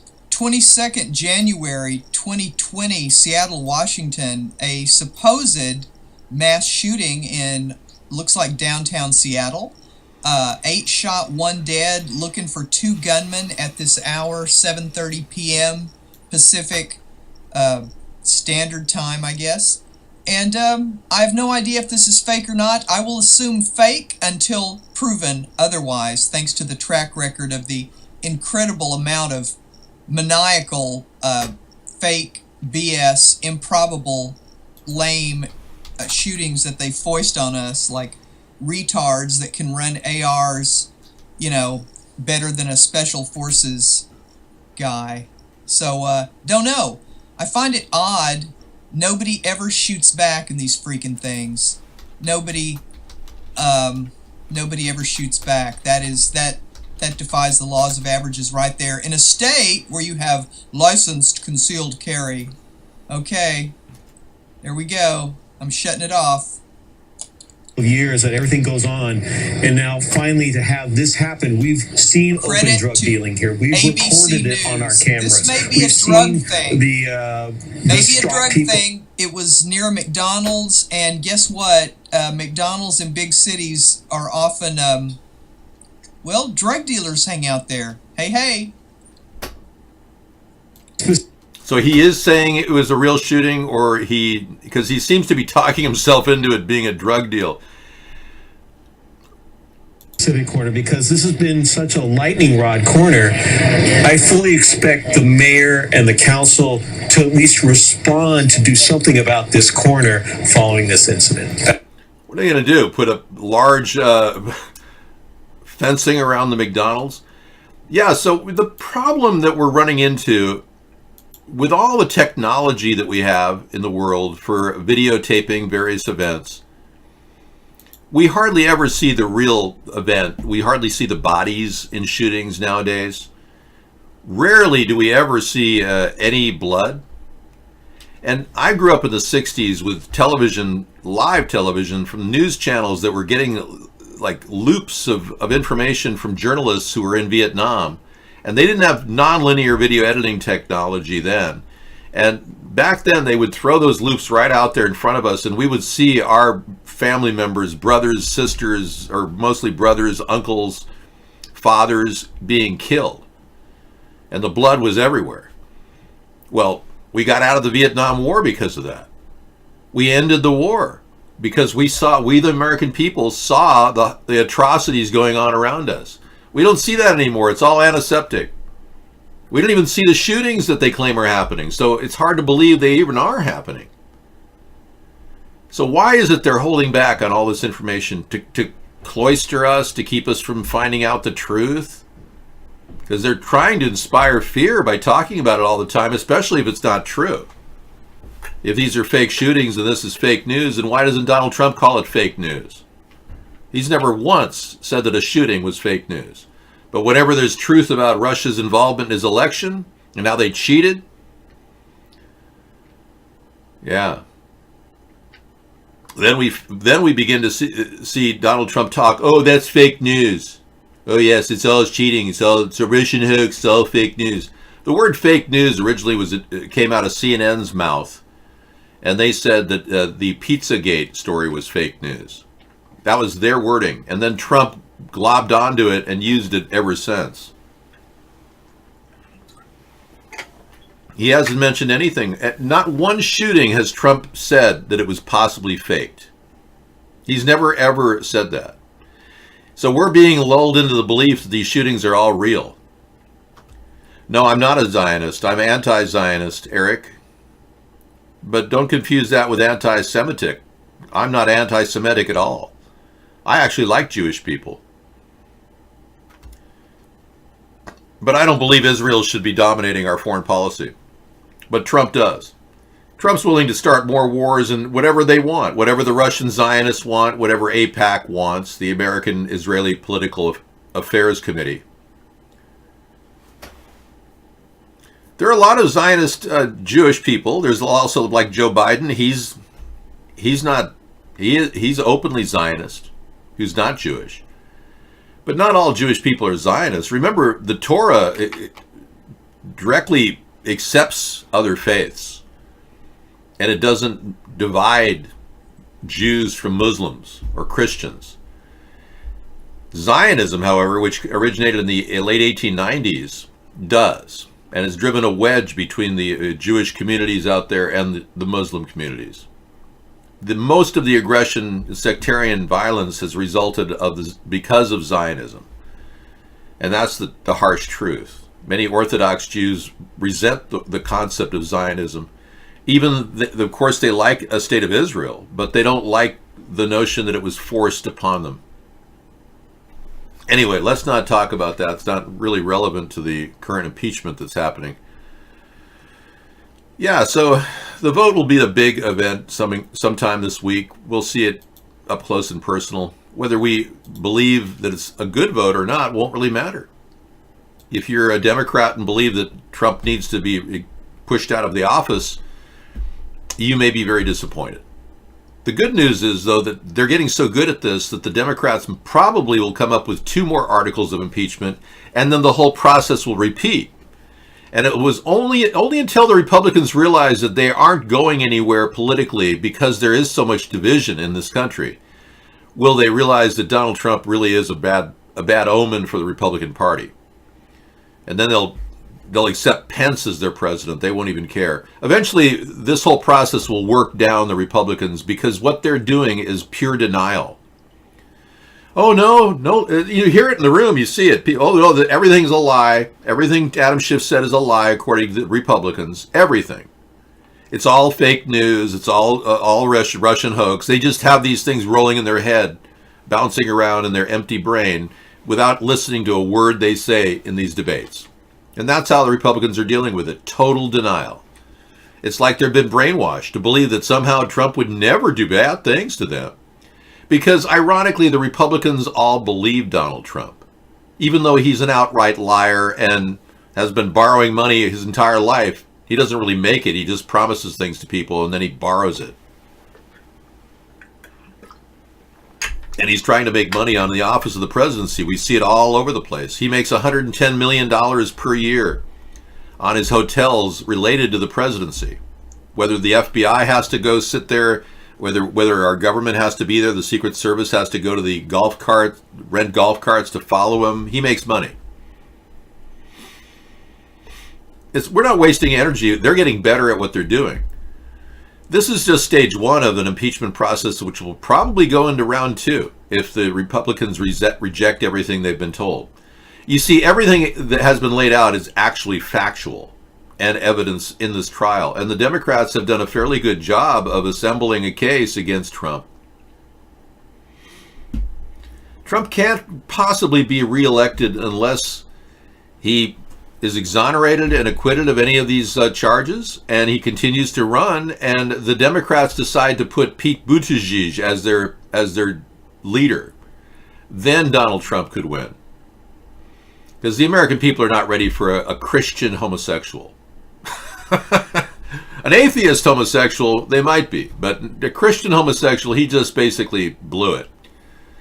But the reality is, Donald Trump could win again against anybody but Joe Biden. Joe Biden has that electability simply because he was our vice president for so long. Ironically, that's enough to get him elected.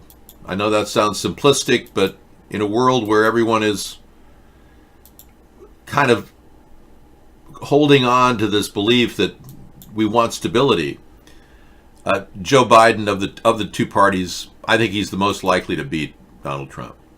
And he doesn't seem to hesitate to get right in their face. One thing about Joe is he's very, very aggressive verbally. And that is exactly what the Democrats need to par off with Donald Trump. No Republican has ever done that. Ted Cruz tried to kind of work his way with logic and intelligence, and Ted Cruz is a very intelligent man. But that didn't cut it. Donald Trump got dirt on Ted Cruz. His father was at the JFK assassination, and that alone pushed Ted Cruz out of the scene. And then Marco Rubio, he came off kind of like light in the loafer kind of guy. Donald Trump exposed his involvement in a homosexual fraternity organization when he was in college. Yeah. And that information, by the way, that took Marco Rubio and Ted Cruz out of the running, that information was gathered by an attorney in Indiana who mysteriously died a month later of a heart attack. Very weird stuff that happened during the election, but nobody could compete with Donald Trump's brash ego. And I think Joe Biden could definitely deliver a strong enough punch to beat him. I'm not in any way at this point going to look at the Democrats as a winning team, though, because I consider their rhetoric old news. And Donald actually was smart to gather my ideas and use them as his. It was actually a pretty smart idea for him to, use all of the selling points during my past, 11 years. I've come up with great ideas. When he used the birther issue to get noticed in 2012, 2014, he still believed in it. That was an issue I had carried for about, I'd say since 2008, I was a birther candidate. He then called it his idea, and then, we want to end the birther thing. And then, of course, he dropped it when he became president. He then all of a sudden said that Obama is from Honolulu. And he clearly, that shows you Donald Trump is deep state. The fact that he didn't even prosecute Barack Obama for falsely generating a birth certificate, which was easily provable. The fact that Donald Trump has not prosecuted one person. Hillary Clinton hasn't been prosecuted. Joe Biden hasn't been prosecuted. Not one person has been prosecuted. Shows how inept and incompetent Donald Trump and William Barr are. And you might say, they've been involved with the impeachment for so much that it's just taking up their time. Well, their entire defense rests on Joe Biden doing bad things with Burisma. Yet, there has been no charges filed against Joe Biden? I don't understand.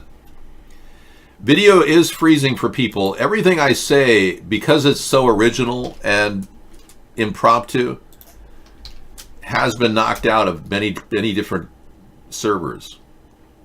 If you want to check another link, go to Periscope. That's a very low res. It comes in through a tablet without draining your tablet's throughput. Gives you a little chance of watching the show in low res. You can also keep the chat open here, but if the video isn't coming through, you might as well just watch that. I'm not hoping to gain anything from this. I don't come with any pre-expectations. I'm not coming to this show every night for 11 years with premeditated expectations. People say, David, you're never going to succeed at this. I don't care. I'm not trying to succeed. The elements that are so incredibly restrictive on a third party forming are so great. It's beyond my comprehension, let alone any of yours. There's so many obstacles to a third party, it's beyond belief, but I'm still choosing to run. Much like Don Quixote got on his horse and headed off into the sunset. I'm not afraid to take on anybody who thinks that they're that powerful that they're going to buy every single person in politics. And I've run a veritably perfect campaign off the internet and have spent under $1,000 in 11 years. And we still have money to continue on. This is an extremely efficient platform which was developed to withstand all of the censorship against us. I'm not in favor of a religious homosexual in office. If Pete Buttigieg was less religious, I'd be more inclined to be okay with him. It's not his gayness that bothers me. It's the fact that he hides behind religious piety and he's gay at the same time. That's the part that doesn't set well with a lot of people. Food market at the center of the deadly coronavirus. It's selling live koalas, snakes, rats, and wolves. Wow. That should have been shut down. Xi Jinping should have shut down the Hunan seafood market in Wuhan. It's under investigation with officials believing that the coronavirus originated from a wild animal that was sold at the venue. Sure, yeah, let's take you to my favorite links. We have a site called coolrock.com that I built in the mid-90s. And in anticipation of a social network, I actually decided just to keep it as a place for you to watch our show right now. And if you want, you can go there. It's run on a system that is pretty unique, run by the Scraplet program. Once you're in the chat room, these will activate. You have to click certain things to enter the rooms, etc. But there's a couple of videos. There's our show running right now if you allow the Flash player. And we've got the pop-out chat over there of the Vaughn chat room as well as the iBlog chat room. And we've got really interesting links there I put in there. We've got, here's a link here to U.S. foreign aid. Brings up a map of all the money that this country gives foreign countries. Pretty cool. Up to the date map of that. We have a song lyric generator where you can generate songs like the Beatles and things with different lyrics that might be fun for a birthday party. This, you can turn your computer into a recording device at Bokaroo. If you're hungry, this Foods Worldwide will give you a taste of everything out there.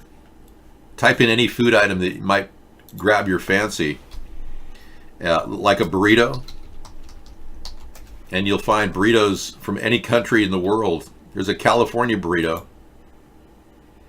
Takes you right there. And boom, ready to eat? You're all set there. Yeah, especially in San Diego. So it just gives you a tremendous taste of the world's foods. Scissorfight has 2 music buttons here, linking you to many of his video or his audio edited masterpieces that are incredible, original, and fun to listen to. This is all about what happened the year you were born. It'll tell you what year, everything that happened. It's interactive. This is a cool video downloader for YouTube videos. It's all free. The 4K download video. This is really amazing. This is chat with AI. You can chat with an AI system directly. Hello, ATV Giraffe. Thank you for featuring me. This is this came from Misanthropy. He used to be a chatter here. He doesn't chat anymore. But this takes you to a retro page where you can play old games. I am a third party, yes. We're friends now, yes. Okay, waiting for emulator music. NES games, yeah, you can play games from way back. Super Mario, California games, all kinds of fun stuff from retro games. We got a virtual piano here.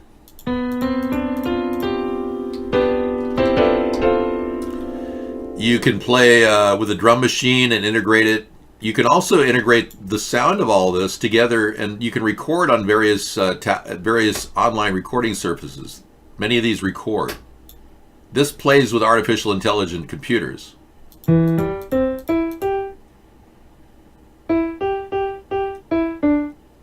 was kind of symmetrical. The AI system spits it right back. Anyway, we got great drawing utilities to doodle and have fun in the show. You can even travel through the clouds of your mind in an interactive way. We also have news at the bottom of the page, All Sides News and America's Story. Virginia lawmakers passed red flag gun legislation. Uh-oh. Virginia now is no longer the don't tread on me state. It's treading all over its own people, with slightly more Democrats leading the nation, or leading Virginia, pushing for gun control in a state that's going to basically say, screw you, to the Democrats. Wow. So these are just stories from 3 different perspectives, left, right, and the center. But yeah, the best button here of all, I think, is at the top of the page, and it's this button right here, Web Oasis. And it takes you to the gateway to the internet. This is an amazing site. Chatroom Celebrity showed us, and it gives you every single aspect of the internet, including ways to learn how to program, how to communicate on blogs, how to do editing, video, audio. Tells you how to hack, which is interesting. Hacker News is here. It has everything. You name it. Tutorials. At the bottom of this page, it looks like a book, is a whole series of course studies, course site, course club, free courses, learning crux, tutorials, how to forge, how to use an audio system called Forge. Amazing stuff. And on the side here, the drop-down menu, and you go to the arcade button, and man, they just added a bunch of new things. Chess, racing, zombies, all interactive games that won't strain your computer, especially if you've got an older video card. Steam is still, #1 for downloads and everything, but these are programs that are free. Not all the programs, or hardly any programs at Steam, are free. I believe the Chinese virus is serious enough to be concerned. We don't know who Misanthropy became at this point. He chose not to keep coming back as Misanthropy. I did not ban his name. But anyway, it's a fun site, coolrock.com. It'll be getting better as time goes on. We'll eventually have a live show 24/7 on that site. But in the meantime, we've got a lot of videos that are, fun to watch at night. And one of the things I've noticed is there's a lot of censored videos now. YouTube, if I played them right now, YouTube would probably cut my account because they go against the mainstream narrative. They constantly come up with different ideas that are just challenging what we're told to believe is true. And apparently YouTube considers that hate speech whenever you come up with an alternative view than the mainstream media reality. So we don't play them here. So I see a huge growth opportunity for expanding our video hour in the evening to a 24/7 show, which in 2021 I think would be really good. Unless, of course, things start heating up around here and I'll be, getting into the election. But I seriously don't worry about that. The reality is we are going to need nonstop entertainment because YouTube's getting more boring because of what they've done. They've really kind of screwed themselves because all they have now really are do-it-yourself videos and YouTube stars that simply stay within the margins of what's acceptable. And nothing more boring than that. So the Chinese city is in a lockdown situation. The outbreak in China and 2 others going on lockdown as authorities try to stop the spread. Those numbers growing this morning. Now more than 600 people have been infected and at least 17 killed. There is one case, as we've been reporting here in the U.S., and 5 U.S. airports are now screening passengers. Kana Whitworth is in Everett, Washington, where the American patient is being treated. Good morning, Kana. Robin, good morning. So officials here have set up a call center for anyone who thinks they may have been exposed to the coronavirus. In the meantime, they are monitoring their one confirmed patient who is here at the hospital in isolation, and he will remain that way until the CDC says he can be released. This morning, new details on the American patient infected with the coronavirus. The unidentified man in his 30s under quarantine in a Seattle hospital, living in a biocontainment room with security guards. The few medical professionals who have access using a specially skilled robot to limit their contact. The man, at the time asymptomatic, flew in from Wuhan last Wednesday, fell ill the next day, and reached out for medical attention. Within 24 hours, tested positive for the virus. In close contact with Department of Health epidemiologist to complete an extensive travel history with the patient. This morning, 2 other Chinese cities on lockdown. Overnight, Wuhan, ground zero for the outbreak, but also one of the largest transportation hubs in central China, is enacting a travel ban. Now, I'm surprised that Donald Trump has not initiated a travel ban on all Chinese flights into the U.S. I don't really think screening them at this point is that important. That's almost an iffy situation that you even present with symptoms you could present with when you get off the plane, and then how do you screen for that? So I think a complete travel ban against Chinese people coming into the U.S. is necessary right now. Why Trump is not doing that, I don't know. I mean, remember when Trump, there's like seven nations on the travel ban right now. Remember when he released Chad from the travel ban? Well, Chad happens to be just a few miles away from the largest Ebola outbreak in African history. Those people can come into the country right now from Chad.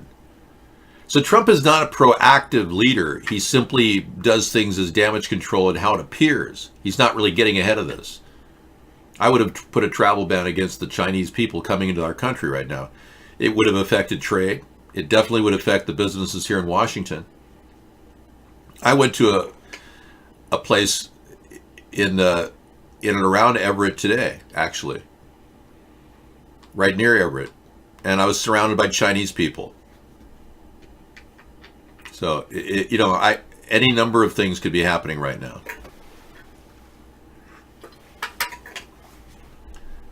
Well, let's talk about something positive for change. Hot Rails has not found a girlfriend yet.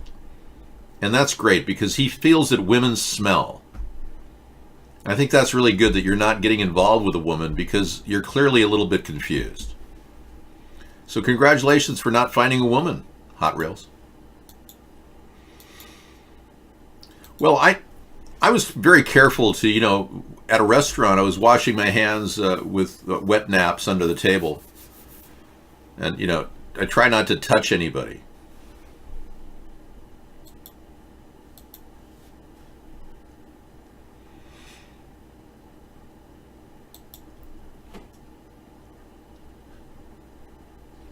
Here's a man who's turning plastic into oil. 外しました。この中にプラスチックを入れます。これが油を作る原料になるプラスチックですね。ちっちゃい装置のいいところは He puts this plastic waste, styrofoam, plastic bags, anything, even those microwave containers that Glad makes. Anything goes in there, he turns it on. It's like a pressure cooker, and Mylar. Yeah, he put anything. Mylar, sure. Temperature will begin to rise, he said. で、プラスチックが溶けてガス、液体になります。液体が沸騰してから、ガスがここをと液体が落ちていかない。この中に入ります。で、これは水道の水なんですけど、ガスが冷えて液体に戻ったやつがこの水の上にだんだん。The gas floats on the top. The gas floats on the top, and then it condenses and turns into a wonderful mix of gasoline, diesel, and kerosene. It's so cool. Isn't that the coolest technology? That is the coolest thing. This guy needs to be pushed really way out there. This is so cool. Okay, one person said, Dave, women they lie. They want a guy for what they have, not what they know. They're so superficial. How do you know? Have you talked to every woman out there? Because I know not every woman. Or what they have or what they know. Right. Well, the True, thing I is, am a sapient. you're presuming you're presuming that women are that way. It's not all women. They're not all women. I never would have met Sarah if I went onto the internet looking for somebody who you described just now. Because Sarah doesn't fit that. There are women who don't fit that bill. Okay, well, it is hard to find a decent one, I know, but keep positive, man. When you're out to sea so long, you'll realize that luck will come your way. Well, yes, but it took me 11 hours a day for 2 years chatting with women online to meet the right one. I had over 50 women friends at one point, buddies on my buddy list at AOL and various other places. And eventually it got down to like there was nobody I was interested in. It got down to like two women and then one woman, and then I felt really like I was at a point where nothing would happen. And then all of a sudden I get into this conversation with a woman online named Callie Smiles. And here she is. All right. Well, he talks to me every day, Johnny, so. Okay. There you go. That's perfect, 588. If you found a lifestyle that suits your needs, all is well. Now, this is an interesting story from Zero Hedge that just came in. The Real Umbrella Corp. The Wuhan Ultra Biohazard Lab was studying the world's most dangerous pathogens. I'm getting the feeling like this is an engineered, synthesized, protein synthesized virus. Yeah. 23 million people under lockdown. All these cities are being controlled right now. Was there a lab there? Is the Medical Research Institute of Wuhan University for Immunology and Metabolism, also called Umbrella Corp for short? As it turns out, it wasn't a joke, because moments ago it was brought to our attention that in February of 2017, Nature penned an extensive profile of what is called the Chinese lab poised to study world's most dangerous pathogens. And the location was in Wuhan. Oh my God, they're engineering pathogens in Wuhan. Please, Mr. David said, David, the coronavirus was patented by Bill Gates. Wow. I'm really shocked. Are you sending us your phone number or something, Froggy? All right, Sarah's going to take over. I'm going to go have a few of my sardine grits, and I'll be back. Oh yeah, I didn't eat anything yet. Okay. I was too busy. All right. Doing other things. But that's okay.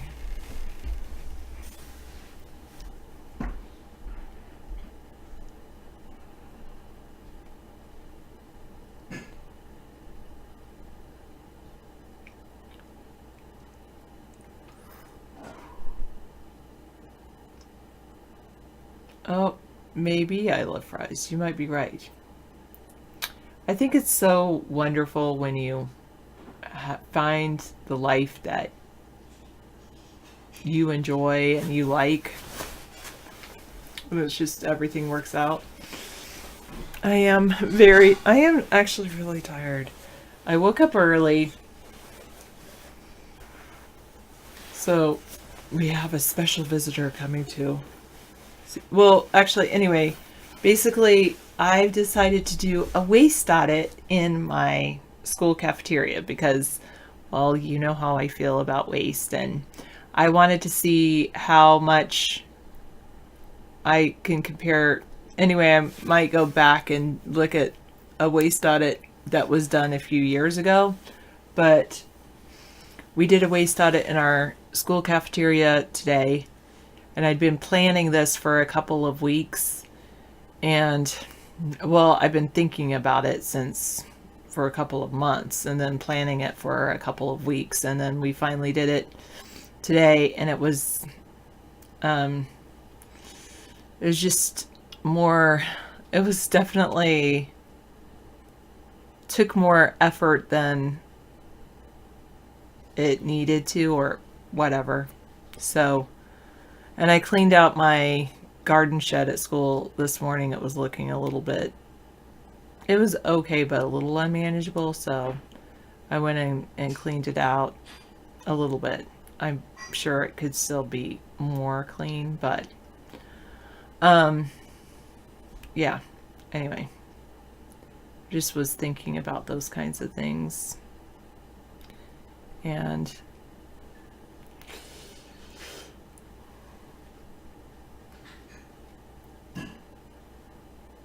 yes. Oh, and so I did a waste on Tuesday, right? Tuesday after school, actually over winter break, during winter break, I did not always break. I actually went to the school, and with the help with the high school robotics team, they built this really cool outdoor kiosk that's going to be that. Then on Tuesday and today after school, we installed a whiteboard on one side of it, and then we put in doors in front of the whiteboard so that it protects the whiteboard, but the teachers can open the doors and then work on the whiteboard. So that was after school, and not to mention during school, and just trying to teach. And yeah, so, and then yesterday we had some, oh, and today we had a lockdown drill. I didn't even talk about that. Remember that? Yeah. And yesterday I knew it was coming, so we did like a preparation for a lockdown drill. We had an assembly yesterday. It's just been a lot.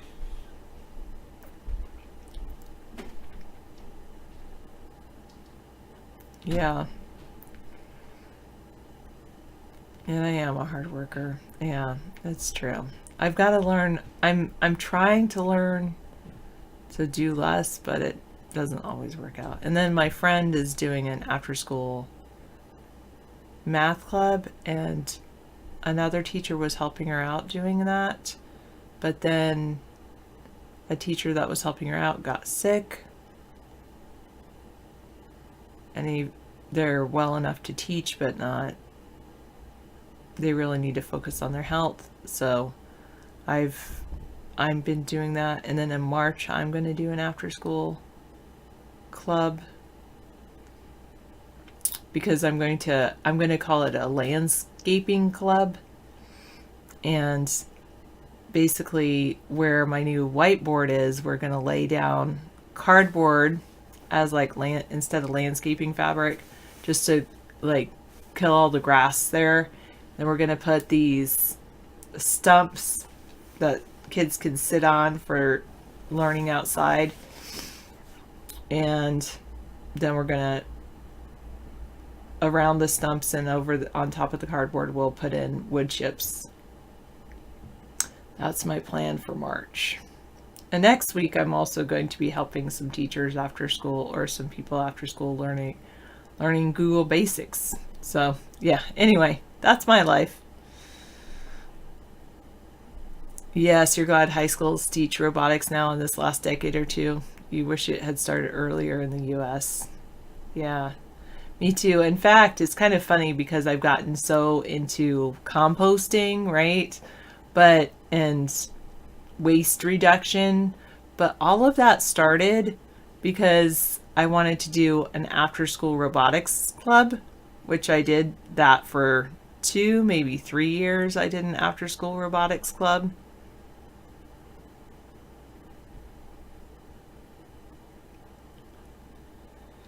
And anyway, part of the after-school robotics club that we did to start with, the kids had to do some kind of community project, but it had to be around the theme trash truck.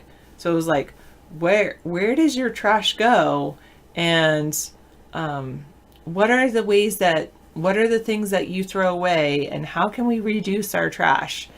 And so we did this whole community project, and the kids, we already recycled at our school. So I asked kids like, well, what kind of things did you throw away today? And all the kids were like, I didn't throw away anything in my classroom because I just used paper, and then the paper I recycled.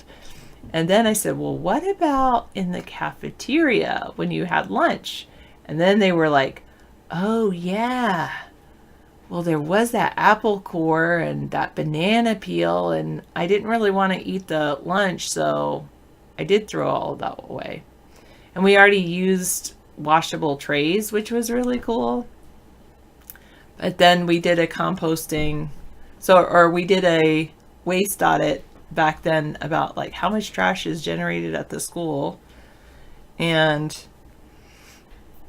we were talking about, well, what could our school do? We already do a pretty good job, but what could our school do to reduce our trash even more? And the kids were like, we could do composting. That would be cool. And so I got a grant, and we installed a compost bin, and the kids started composting, which was pretty interesting. All right, sounds good. Yeah, and now it started like that, and then it became like, oh, let's apply for a green ribbon to be a green ribbon school, and now the whole district's on board.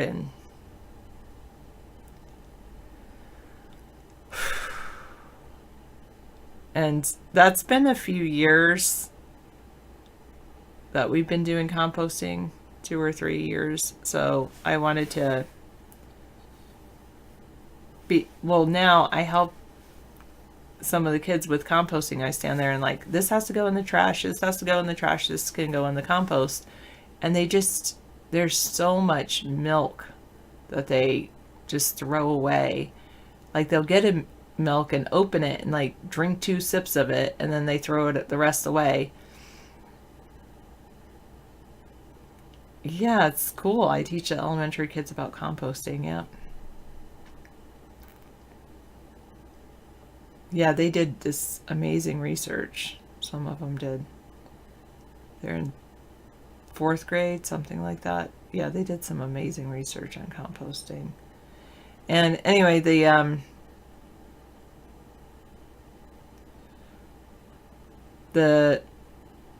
I just had a feeling like, we have all this milk. Do kids have to even take milk? And I found out, like, federally, there's 2 programs, an offer or a serve program. If they serve it, they just like, this is your tray, you have to take it. And an offer program is you can offer kids choices of what they take. And if you do an offer program, which our district does do an offer program, then kids have to take 3 out of 5 food groups, and a half a cup has to be a fruit and or a vegetable. Elementary kids knew about composting without them teaching about it? I mean, I did say, like, what about the cafeteria? And, well, what could we do? Is there something we could do about it? And actually, yes. It was a kid that said, it was one of the kids that said, well, actually, I don't throw away my apple core because I take it home and we have a compost heap at our house. And so, yeah, that kid knew about it. And so that's how it kind of spread. Yeah. All it takes is one family, and they can teach each other.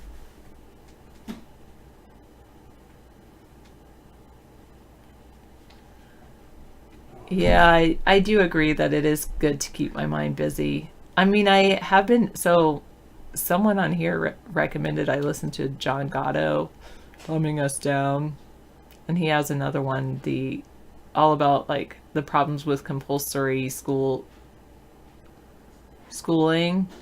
And I do understand, but then I do see, like,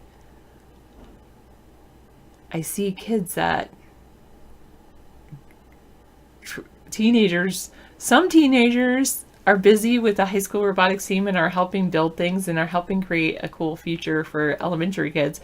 And then there's other high school kids that are like causing problems and getting into trouble. That's pretty cool, 588. Keep yourself busy with a lot of things, and when you have downtime, enjoy watching David's show. Yeah. Yeah, it was very interesting. But yeah, so I got the compost, they started doing it, and then I thought to myself, like, I was thinking, my garden at home, I've had a garden, well, David installed a garden before I moved in, and I helped him, and he expanded the garden, but the soil here is horrendous. It's called glacial till, and it's basically clay. So in the winter, it's like this soppy, muddy mess. And in the summer, it's like concrete. And, oh, it's just so... Anyway, so my thought was, I could create compost at school because there's, just the 2 of us is not enough to create a good amount of compost. I could create compost at school. I could bring it here and I could, like, have an actual garden at my house. That was good. And I think personal finance and robotics are both good. You're right. Sometimes that robotics team does not understand money. But then, lo and behold, they decided to install a garden at the school. And over the summer, they installed garden beds. And so then all the compost needed to go to those garden beds.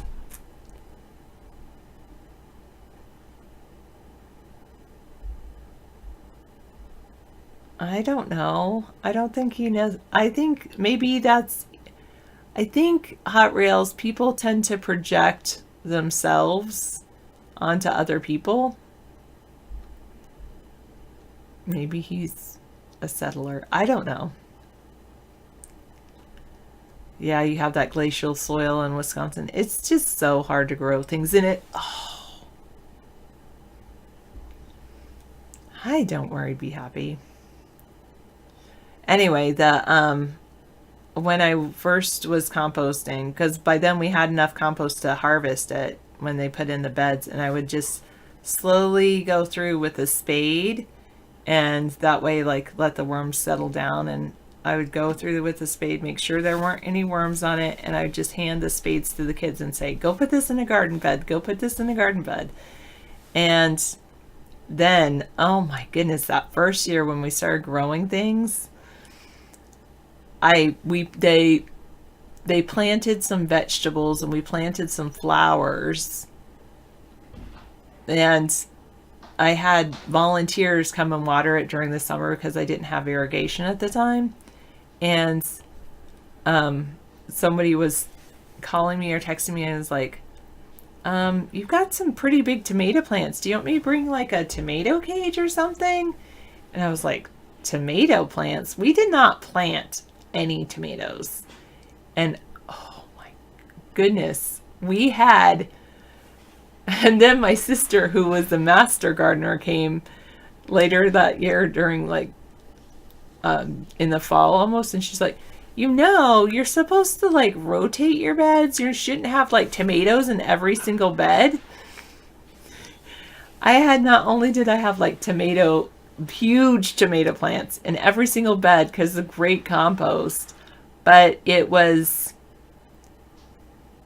I had every single variety of tomato plants. We had grape tomatoes, we had beefsteak tomatoes, we had Roma tomatoes.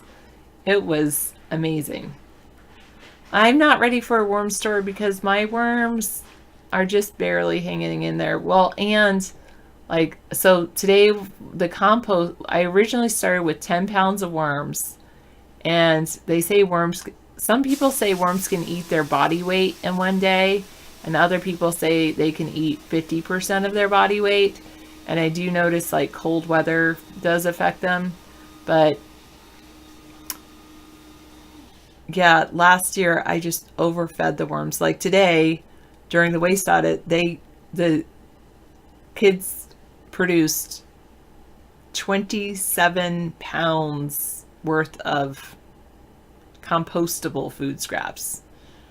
On top of that, there was an additional 30 pounds that could not be composted because it was like milk, it was meat and cheese, pizza, oranges. They don't like oranges. All of that was like 30 pounds. So then, and on top of that, they had another 26 pounds of milk. Just milk. 26 pounds of milk. Just amazing. Cheers, Mr. Fishweir.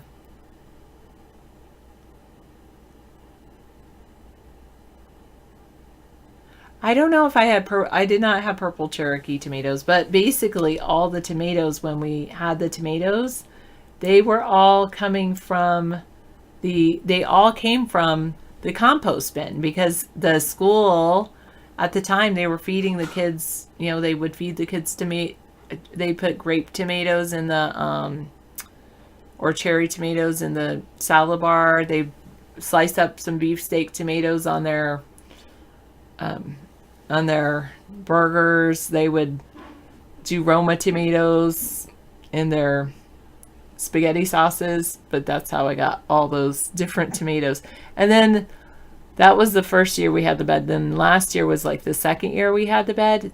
And last year is like around, not this past Halloween, but the Halloween before, the PTA had these pumpkins from their fall festival, and they said, hey, do you want us to give you these pumpkins for your compost bin? And I said, well, like, I have enough stuff that's going into the compost, but why don't we just put them on top of this garden bed? And I told the kids, hey, clean off anything green, because this bed we're just clearing out, and then put the pumpkins in the bed. And the kids, like, I just thought they'd set them on top and just watch them rot slowly. No, they buried the whole pumpkins, like 3 of them. 3 or 4 pumpkins. They just, like, dug a huge hole and buried the pumpkins. And then when we came back to school this September, there was 8 pumpkins growing in the garden. Just amazing.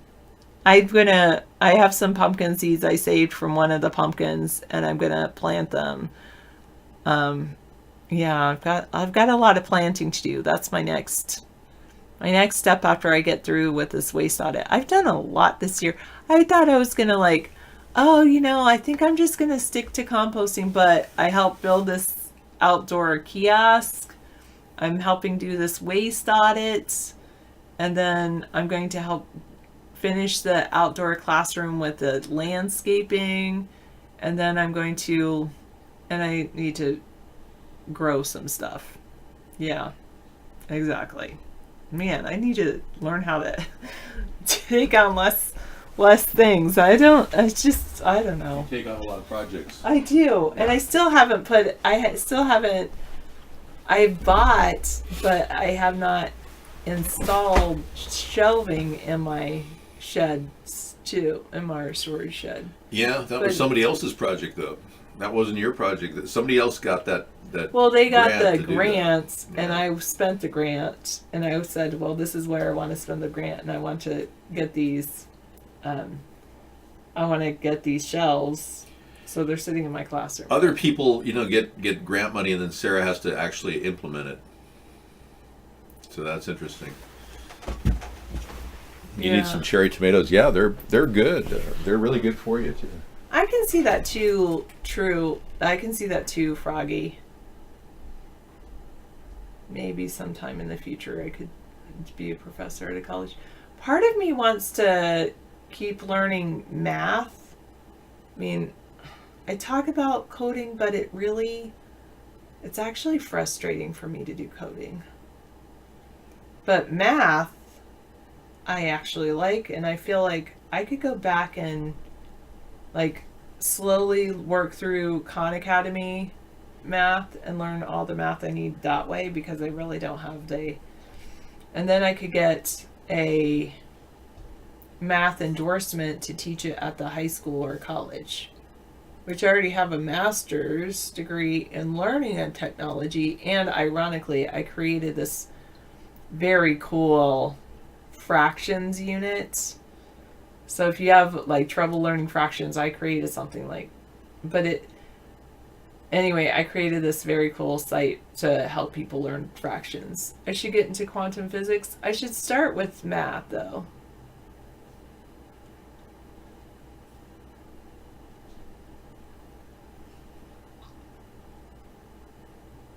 Ooh, that does sound fascinating. Different subsets of numbers that lead to different kinds of infinity. Yeah, see, like that, I love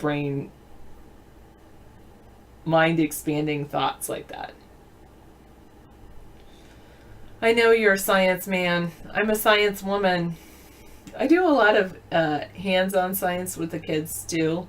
So right now we're studying ecosystems, and I have them with our science kit. There's like 6 pictures of different habitats, and I have 6 tables. So I'm like, you're each going to get a habitat, and then you're going to like read the back of this card, and you have to find another source of information, and then you have to write it all down and present it to the class. So this table is going to be an expert in deserts. This group is going to be an expert in I could do it as a jigsaw. Oh, could I do it as a jigsaw? Maybe. I have 3. I do 3 groups. Yeah, that would be cool. Yeah, I did watch A Beautiful Mind. Yeah. I didn't totally understand all the game theory stuff, but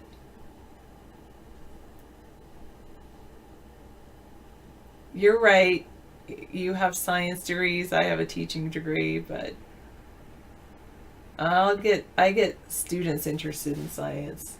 I really like this science magician I saw once last year, about this time last year, and he was talking. He works out of San Diego, but he uses magic to get students interested in studying science.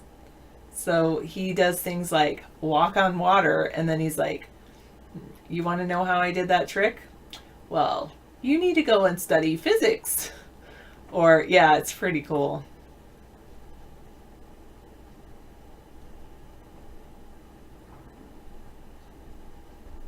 You know how I've always got the last bag of items? I got the last bag of the Limu organic coffee beans from the last run. Oh, very cool. It was just sitting Nice. right there. I said, whoa, the last bag. There you go. Nice job. Yeah.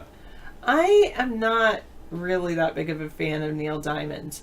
I am a big fan of Neil Young. You are like a hurricane. There's fire in your eyes. And I'm getting blown away.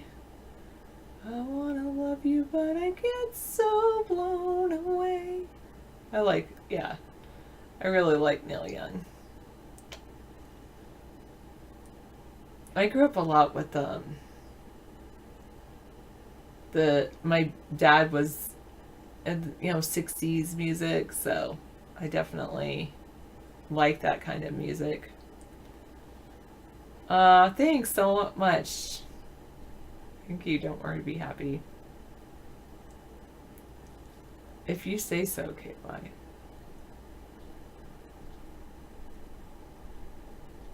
I agree. Anything that gets kids interested in learning is awesome. SARS is a coronavirus. The coronavirus that we're talking about is the newest one that came out of China that's similar to SARS, but it's not SARS.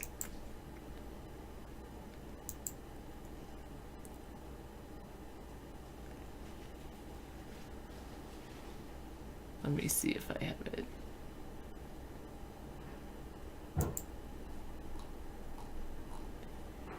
I'll give you this article from Zero Hedge, but there's more out there.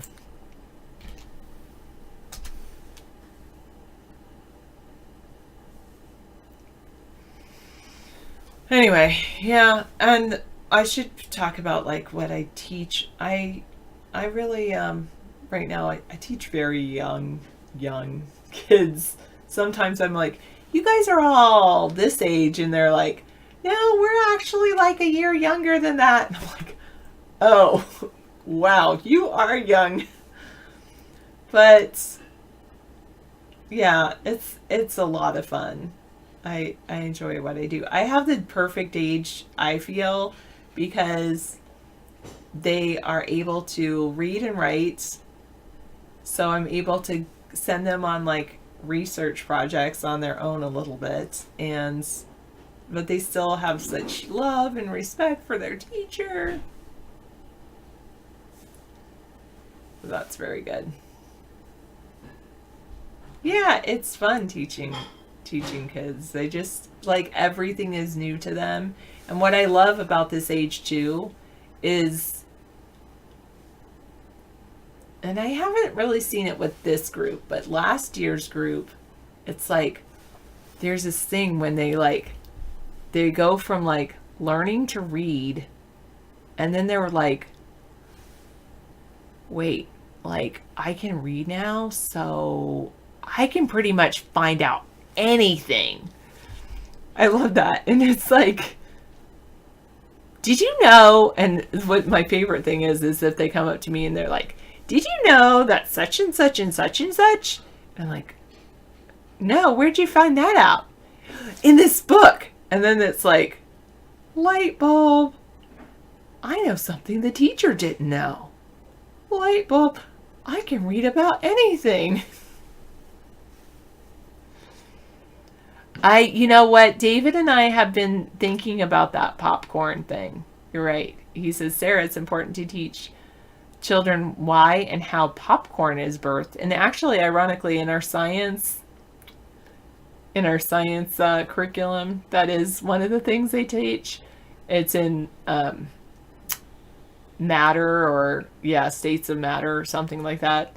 They do talk about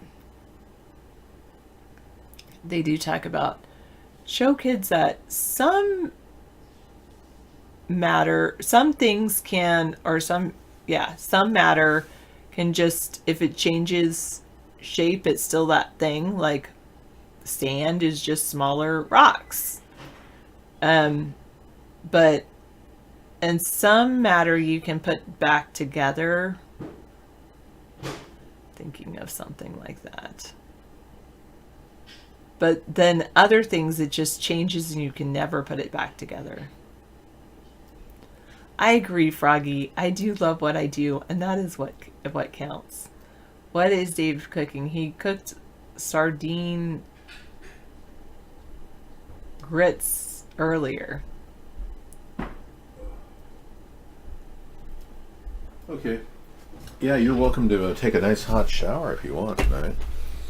It might be fun. I don't know the whole connection between teachers and apples. I do think that the thing about teachers and apples is it's like, actually for a while there, it was an apple is the only, teachers only have a certain amount of time to eat their lunch, and so they can eat pretty much an apple in that time. And the other cool thing about eating an apple, if you eat it the way I eat it, you can take a bite and put it down, take a bite and set it down. And they do tarnish, they get rusty if you do that. Yeah, but I mean, anyway, yeah. Sarah, do you recommend we all buy face masks before people panic and buy like crazy, like the swine flu?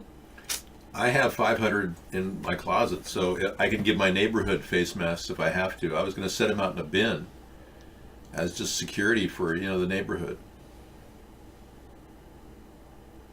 Okay. All right. I think I'm going to go try his grits. Well, the sardine grits were an inspiration that you'll find very interesting. Okay. Try a little taste. I feel like my district finally has it right, Froggy. Good. Yeah. Finally. I think the schools in our state are very well funded. But some schools better than others, and my district is one of those better than others. Yeah. Definitely. I think so. When you have a good job and you like it, just enjoy it. Because not many people like their job. 85% of the country doesn't like their job. A Pew poll came up with that stat a couple of years ago. So this tie was made by the Scorched Earth Company in Australia. Isn't that amazing? My sister gave it to me. Yeah, it's a fantastic blue. You can't really see how beautiful it is. But it has, it's made from the Aborigine design. And the money from the ties partially go to the Aboriginal people there that are now displaced because of this terrible fire that has stricken the Australian continent.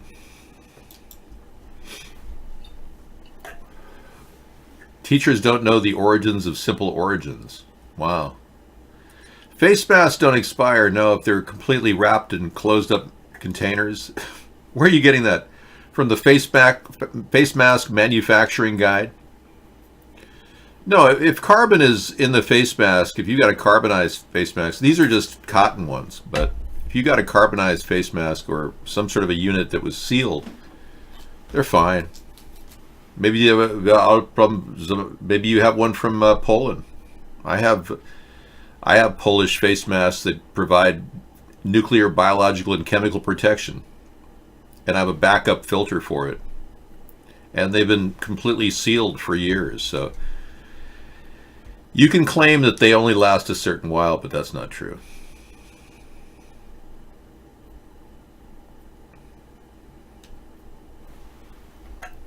You don't need to Google that teachers are yeah, in some states like South Carolina, people were virtually striking last year Well, it's interesting, the South Carolina case where the teachers stood out and continued the strike until the other workers, the support workers, underpaid, were given a raise as well.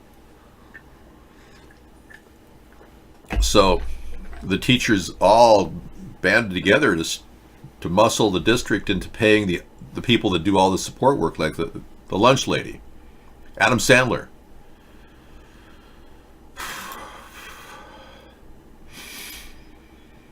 Mr. David.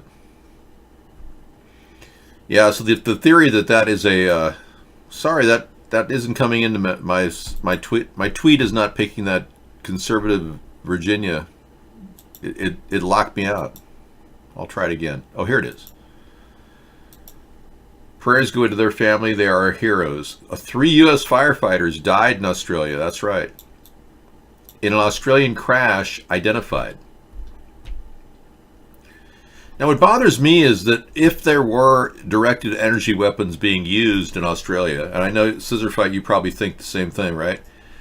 If there were directed energy weapons used, did it lead to the collision with the plane that was designed to put out the fires? They were killed in an aerial water tanker. They were crashed while battling wildfires in Australia, have been identified by their employer. You know, I just saw a 153 show that we queued up a couple nights ago of a crash of a plane that was virtually cut in half. And I'll show you it. Let me see if I can bring it to your attention right now. Remember this? We played it a couple weeks ago.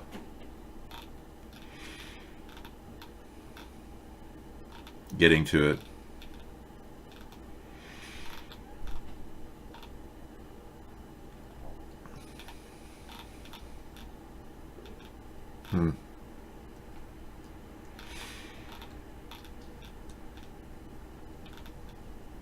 Yeah, apparently I don't have it queued up after all. Oh well. Oh, here it is. There it is. Watch this.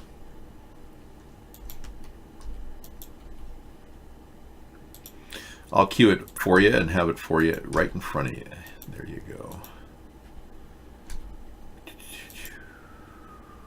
This is what I think could have happened to that plane. Because if there are directed energy weapons being beamed down upon the Earth, this is all theoretical, mind you, but the technology was developed by Nikola Tesla for death rays. And many people believe because the fires burned at 2,500 to 3,000 degrees, which is highly, it's never happens with wildfires, and melted the alloy wheels of these cars were melted. This is the type of directed energy weapon I'm referring to. You know, watch the clip of this plane right here. In the United States, a water-bombing aircraft has crashed. The C-130 plane was fighting fires near Walker in California when it exploded in mid-air. The blast separated the wings from the fuselage before it hit the ground. Witnesses say they heard 2 large explosions after the crash. Now, this is not the same crash, but it was a crash of a similar water delivery system. Yeah, that was not the crash, but here's a laser beam envisioned for the future, but are they actually being used? That's the question. You know, in 2001, I believe, George W. Bush flew a nuclear reactor into the outer atmosphere. There was a satellite that was deployed that had nuclear material in it, and many people believe it was a nuclear reactor. Yeah, this dates back to, 18, 19 years ago. You can imagine what they've developed in this time period. Yeah. Breaking news, Trump's worse than Nixon. My fellow Americans, I want to tell you that Donald Trump is a crook.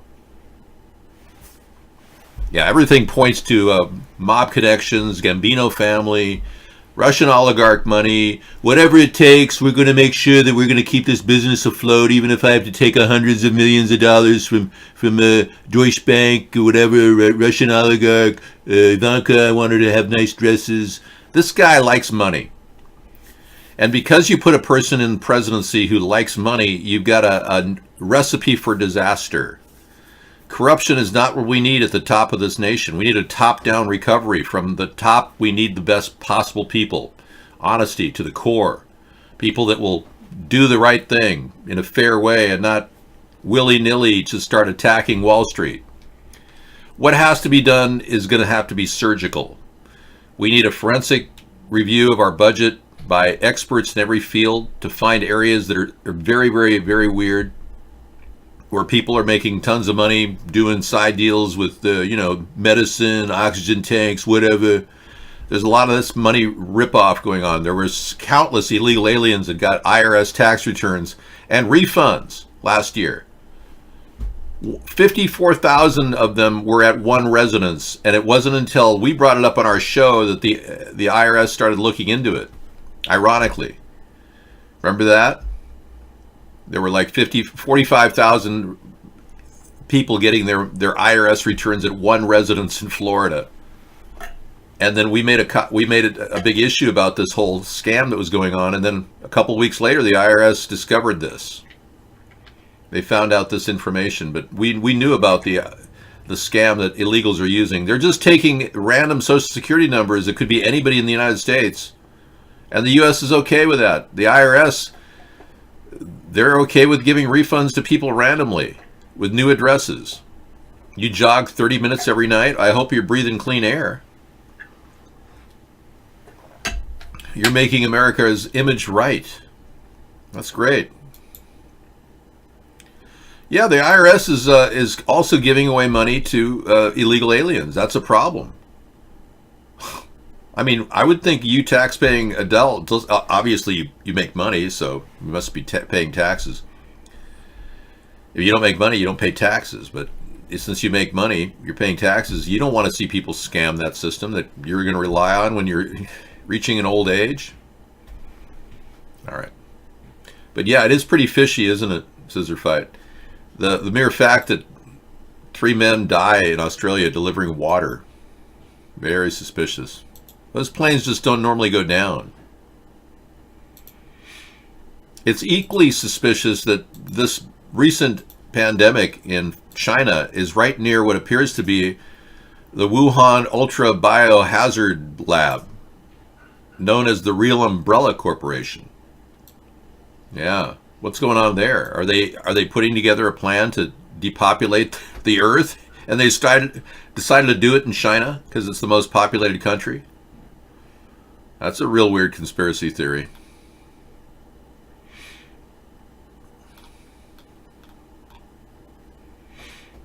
The detailed article about this organization. Inside the Chinese lab poised to study the world's most dangerous pathogens. You know, they've been synthesizing the protein synthesizers have been developed to synthesize viruses as far back as 1997. Every new day feels scarier than the last. Who knows what tomorrow will bring? Yeah. Hey, Mr. Fishware, eat your snack. Yeah. Does Caitlyn Jenner regret her decision to support Trump, really? Yeah, okay, Alaska Furley. Whatever Caitlyn says, Caitlyn does.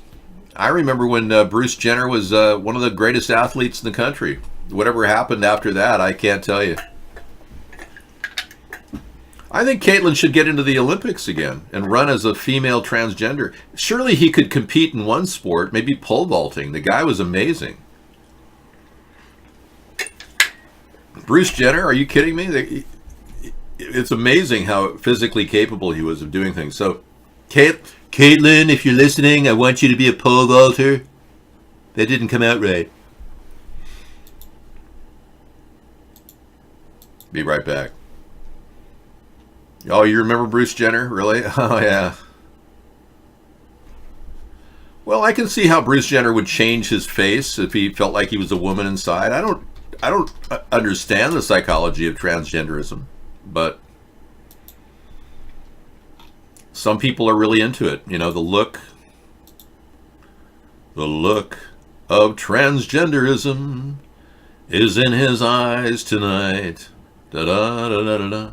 Yeah, so apparently a little work on the nose too, it seems. Same face primarily, but older and more extracted.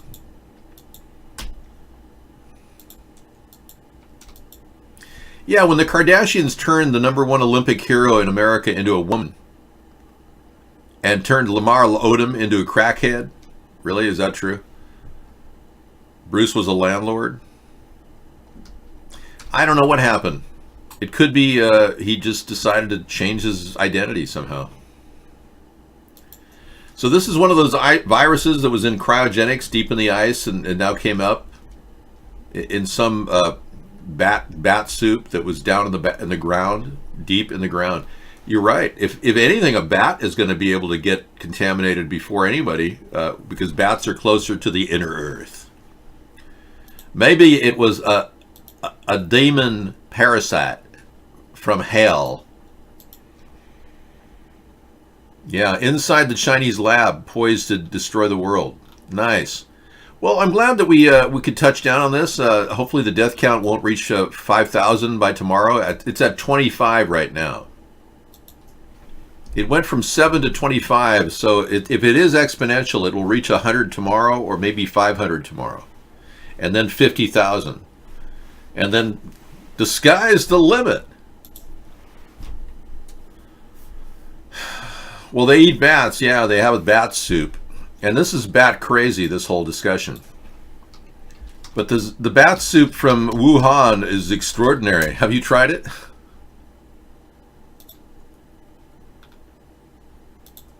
I'm kidding. I would never drink such an evil, disgusting thing. Here's some Asian boy eating the bat, the head of the bat. Oh, honey, eat the head of the bat first. Yeah, this is what they eat, which is bizarre in and of itself. Same bat time, same bat channel. Holy pandemic, Batman. That's right, Robin. This is a holy pandemic created by genetic engineering. Gee whizzikers, holy depopulation, Batman. Yeah, that's what they're trying to do. Slowly eliminate the human race.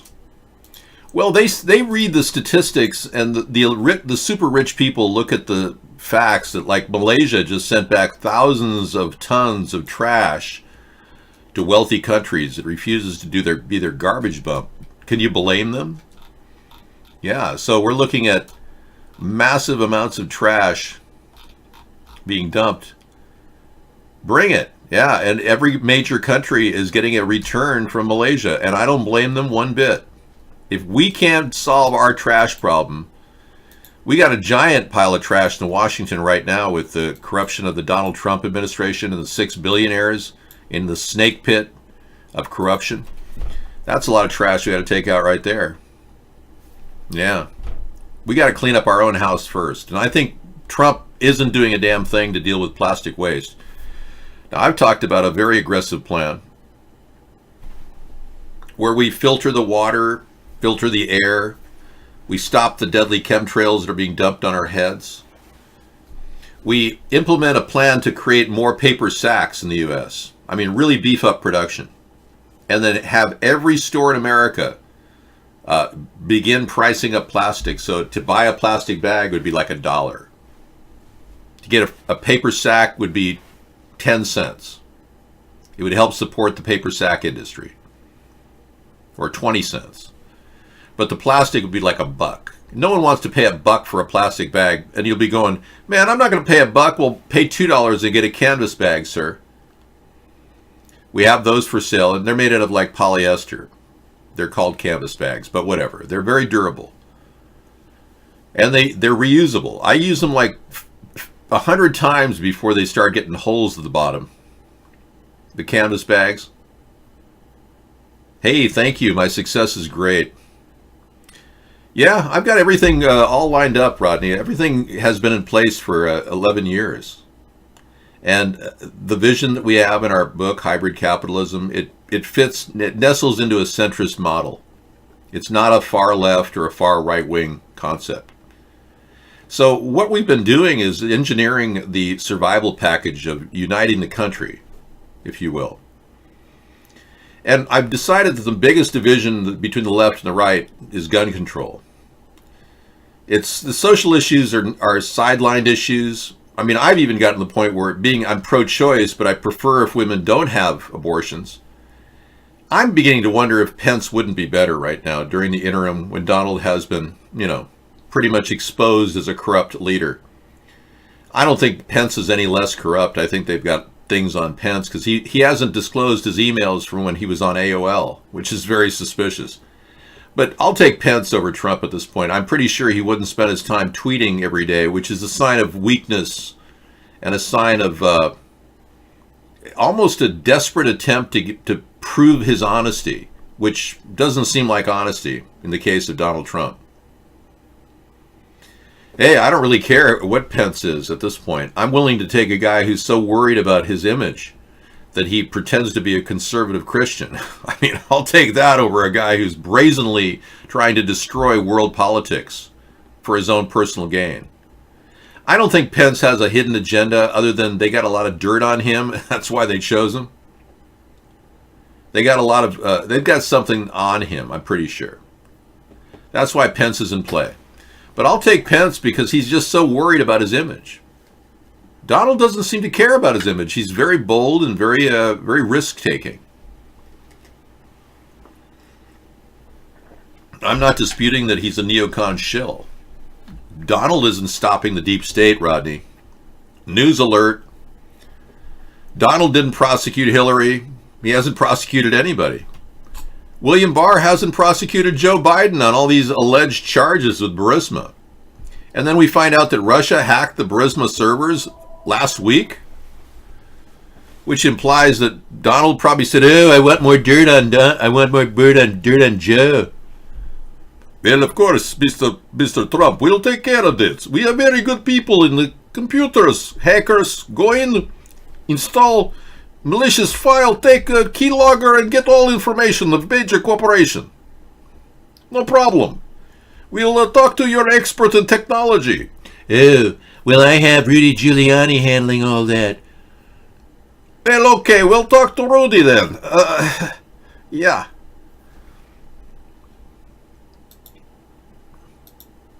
We don't get real entertainment anymore, and Rodney never really can call in because he's been blocked on 14 channels.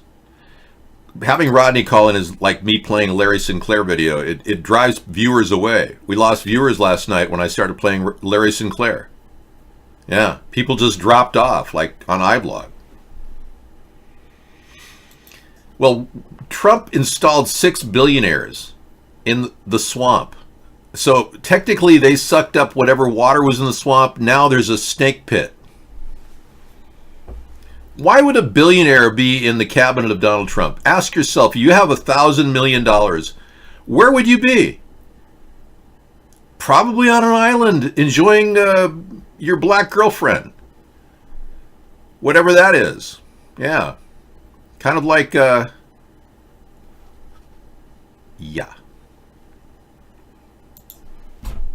Anyway. I don't think anybody parties with me. I do a show every night at America's Third Party, so all of you are partying with me. I have the biggest party going on all the time. No, I think having a black girlfriend is great, but, you know, there are a lot of millionaires and billionaires out there on islands is what I'm saying. I'm not going to release the location of any known presidential candidates.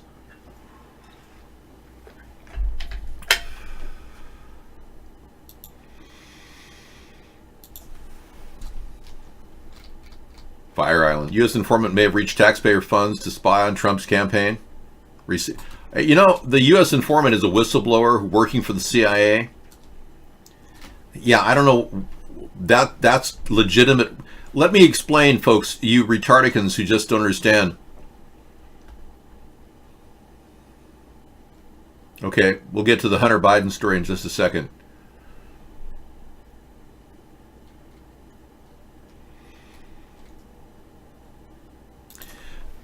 The CIA couldn't actually listen to Donald Trump's phone calls with Vladimir Putin. You probably know that Trump has a secret cell phone. It's not a wig. This is my real hair. Donald Trump has a real cell phone, his own personal cell phone. And Obama was never allowed to make calls out to his, whatever. Trump has been doing nothing but that. So the CIA had no other choice but to put one of their active agents in the White House listening to foreign calls. That's the whistleblower. And yes, he was on CIA work detail. Okay? Hello? You got a president that wants to make 13 hours of secret calls with Vladimir Putin. None of them were recorded. And you're worried about some guy listening in on his conversations? Really? Just like this red herring you Republicans keep kicking around about the FBI not having proper FISA warrants. You're right. A lot of them were improper when the frenzy of realization came forward that Donald Trump was doing some pretty nasty things with the Russians. Not at all. And unlike you, I've tracked the story in every detail. Carter Page was approached by the FBI, who had a legitimate reason and a legitimate FISA report. The warrant was in order. They approached Carter Page and said, "We're monitoring Russians recruiting U.S. politicians." And they told Carter Page, "Don't meet with these Russians today. They're recruiting U.S. politicians." What did Carter Page do? He went ahead and met with those Russian oligarchs because he liked the idea of being important. Trump is under siege. He brought it on.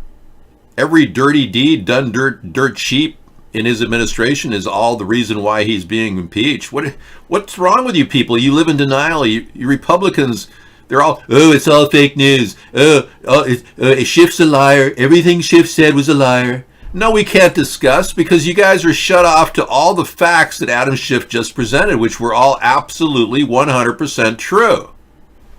You can't debate. What's there to talk about? The retardicans are clinging to this belief that somehow they know the answer. It's all fake news, and Donald Trump is somehow stopping the deep state. Sorry. William Barr is sucking off the deep state. Now, William Barr is doing some pretty weird things right now. I'm uniting, but we can't talk about it until you detach yourself from the saddle known as Donald Trump. Separate at the hip from the man you're worshiping, and then we can talk. Yeah, they support this babbling idiot, this mental midget known as Donald Trump. Anyway, the fact is, Republicans, and you look at their psyche, they're very butthurt over 8 years of Obama unwilling to talk to them. And it's a group of people that feel like they deserve this power, even if they have to cheat to keep it. They're more interested in retaining their power in Congress than anything. So this is what is going to happen. 7 Republicans right now are in flip states, swing states, could very likely lose their Senate position if they don't at least acknowledge a few witnesses. John Bolton is slated to offer his position on this issue. We also know that Hunter Biden is becoming more relevant to the Republicans. So on the table is this idea that if John Bolton is going to testify, then let Hunter Biden answer as to why he was engaged in working side deals with Ukraine, and if indeed it led to something illegal. We have to flesh that out. I don't think that that's a problem. I mean, Hunter has already openly talked about his cocaine issues, and the fact he made a lot of money is not illegal. As much as I think it is corruption, it's not illegal. Yes, Trump has taken my ideas and implemented them poorly and failed in almost every area. Over 15 of my ideas were stolen by Donald Trump and never gave any credit to me. Schiff jokes about imprisoning senators for not paying attention to House managers in the impeachment trial. Well, I don't think Schiff is running the show anymore. Therein lies the problem. Schiff's ship sailed, and now he's just delivering printed word that has been engineered for him. Schiff is just a spokesman for the Democrats as they assemble their case. Is it the strongest case they can assemble? I don't see anything drawing from the 448-page Mueller report. I would have issued an article of impeachment based on cheating in the election, which is a high crime. That would have been a slam dunk. And in the Mueller report, 7.5% was redacted, all related to Russian interference in the election. That would be enough of the redacted information to just start bringing that out in the trial. They should have had another article of impeachment. This is okay, but tying it all together and bringing the Russian connection in, they're not even doing that. It's very scant. And there's much more to this story than just his Ukrainian shenanigans. I like to sum things up in a few words, make it simple for people.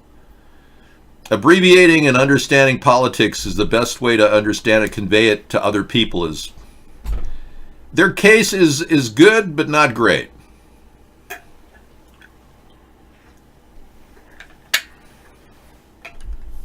Schiff is making a joke about that, even though it is enforceable. Well, Schiff shouldn't be joking.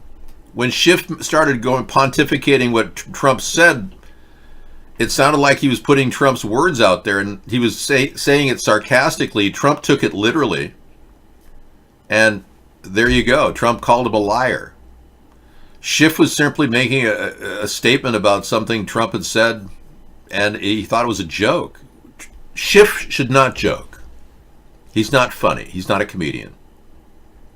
He should just deliver his good analysis. And he's done a very good job, but he's no William Jennings Bryan. This is not a joke. But that's the problem. He has a tendency to think he's funny. People say that Adam Schiff admired Tom Cruise and wants to be like a Tom Cruise character or something. That's the problem. He's grandstanding. It's like he's running for election. But we're still down to the facts. And the facts are he's delivered them in a fair and clear, concise way. You people call him a liar, but there's not one thing he said that you can point out is truly a lie. Yeah, well, if you don't want to hang out here, his name is Froggy, not what you called him. Well, a lot of you people are in love with Trump, so it's very difficult to separate your love for Trump with your desire to retain power as Republicans. What's at play here? It seems to be the Retardican Party is a party of greed and money, and you may love this country, yes, but it's all about padding your pocket. And you see Trump as your leading poster child of greed and capitalistic promise. So you're writing, of course he stole my concepts. You've seen him do all of that. I never let anybody do anything, Rodney. I have no power insofar as they are censoring me, and I don't have a large following in America. My viewership is worldwide. Bigger in total, but here in America, we're still very limited. I've been doing everything I could to expose this. No one's done better than I have already. I've never let it happen. Now you're making false accusations. The reality is, this is going to happen anyway. It has to spin out of control. You know, some people run their car when they start to hear a little thing, you know, in the engine, they're going, whatever. Don't worry about it. They keep running their car. Pretty soon it's a major engine job. And then the engine burns up. Well, we're right now running a vehicle, the government of our country is running a vehicle that is totally inefficient. Burning all 8 cylinders incorrectly and barely making it down the highway. We haven't properly fixed the internal engine of our government since the New Deal. And now we've got radical communists who are trying to push their New Deal, the Green New Deal, which is estimated to cost $60 trillion if what they want to achieve ever happens. We can't afford $1 trillion, let alone $60 trillion. So we're not maintaining the operational ability of our government at a lean, efficient mode. We're letting it just spin out of control. And the reason why it's still functioning is because we keep borrowing money to finance it. That's a recipe for failure. No matter how you look at it, we can't keep borrowing money to fund this nation. It eventually forces us to print up money, which then lowers the value of your currency in your bank account or in your pocketbook, and then everything goes up in price, called inflation. And then what you have in your bank is worth less and less until it's worthless. That's where we're headed. Now, solvency-based economic growth would mean we're building the machinery of our government's GDP. We're creating products that other people around the world want. Right now, the best we can do is toilet paper. We can ship toilet paper to people. Medical equipment, we make money on that. There's a lot of good medical equipment companies out there. There's a lot of defense contracts that are really important to the economy. So we can't forget that.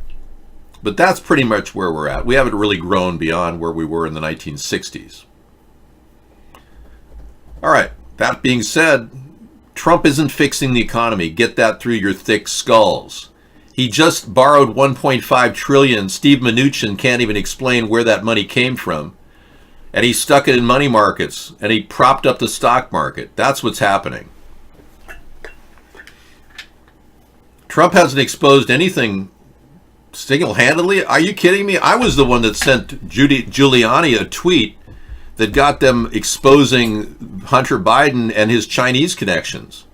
I was the one that sent Giuliani the tweet that got Donald Trump saying, Ukraine should investigate this, and we should have Russia investigate this, and we have to have China investigate this. I would never have said that. But Trump started saying that because we really sent him a link directly to the Hunter Biden connection directly to China and the money he made from Burisma. So all of this kicked in when I sent a link to Rudy Giuliani. He didn't expose anything. And it wasn't him that exposed the corrupt Democrats. It's another person who's done a lot of research on the Ukrainian financing over the past 3 to 5 years. Trump hasn't uprooted anything. No, in fact, all of the elements of the deep state are in play, and he's completely controllable. He's like a puppet with his strings. The Deutsche Bank loan of $1 billion underwritten by a Russian oligarch. That's one string. And then the other string is the sex tapes that he obviously did with the women urinating next to him. So, I mean, he's being pulled from both sides. Trump will do whatever the Russian Zionist oligarchs want. Yeah, they got him by the short hairs, man. Giuliani just doesn't want to be in the crossfire. He's trying to cover his ass. Giuliani's a very strong defender. I will credit him that. And he's a strong, so is Kellyanne Conway. They're big, strong defenders. Trump's got a good team. I don't personally think that they're on the right side of the truth here, but yeah, Giuliani's a very good speaker when it comes to fighting for what it believes in. He's a very strong defender. Yeah, so I think he's got a good team, and now he has picked up Alan Dershowitz, who can handle any constitutional law issues that come up. Hiding behind executive privileges to prevent subpoenas from actually getting issued, and now having executive privilege excuse after excuse is just a little bit suspicious. Yeah. He won't let John Bolton testify? That's suspicious. He won't let Donald McGahn, the guy who said that Trump was running around the White House multiple times saying he wanted to fire Mueller, which is obstruction of justice. He won't let him speak. He won't let Mick Mulvaney speak. And he's got a mouth on him, Mick does, kind of like Rudy. He's already admitted that there was quid pro quo, and they do it all the time. So Trump doesn't want that guy out there to speak. He doesn't want anyone with any factual evidence to come up to rebut the Democrats. So the Democrats are riding out there with solid facts that not one Republican can refute. And there's no evidence that seems to be supporting Donald Trump's arguments, unless, of course, he can get Hunter Biden to admit that he committed a crime, which I find is going to be difficult to do. He's already been briefed by his dad on the fact that it was simply okay to get a job with no experience and make $30,000 a month. I call it nepotism. This is corruption. I agree with you, Republicans. Democrats seem totally corrupt, but not one charge levied against Joe Biden or Hunter. If Donald Trump is fighting the deep state, how is he doing it? Because William Barr isn't doing anything. He's now William Barr is threatening Michael Flynn, of all people, the man he defended, with a 19-page letter saying don't investigate the guy. Well, William Barr was working for Russia, apparently, preventing us from finding out that Michael Flynn was working for Russia. And now he's threatening Michael Flynn with 6 months in jail. That's William Barr telling Michael Flynn, don't talk about anything or we'll stick you in jail. That's William Barr acting secretly, suspiciously trying to shut down testimony. And how come no one's calling Michael Cohen? I'm thinking Michael Cohen would be the perfect witness to bring on stage at the Senate trial. Michael Cohen's already said he has all the details about the Russian collusion. Every little bit of it. Well, a good attorney would say this is not germane to the impeachment articles because there's nothing about Russia in the impeachment articles. But you could still argue that Michael Cohen could testify on misuse of power. That would be your angle. Anyway, Michael Cohen is still sitting in jail, probably worried about his own future and with lots of information all related to Donald Trump. Remember, he was his go-to guy for 2 years in the White House, Trump's.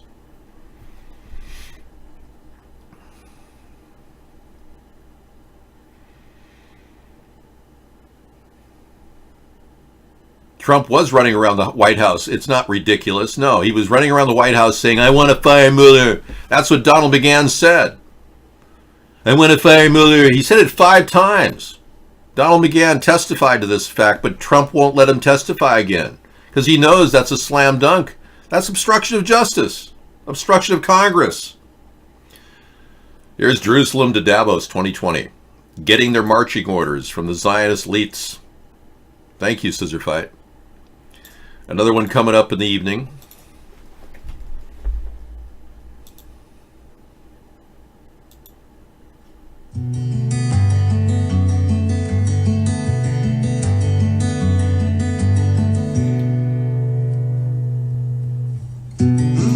Civil Shepherd. Not Sybil, but Civil Shepherd. Yeah, this looks good.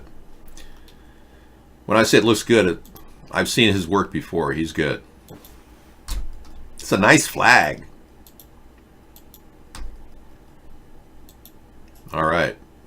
Scissor Fight. Yes, he's iBlog over there, Carl. He's the super op we have in charge.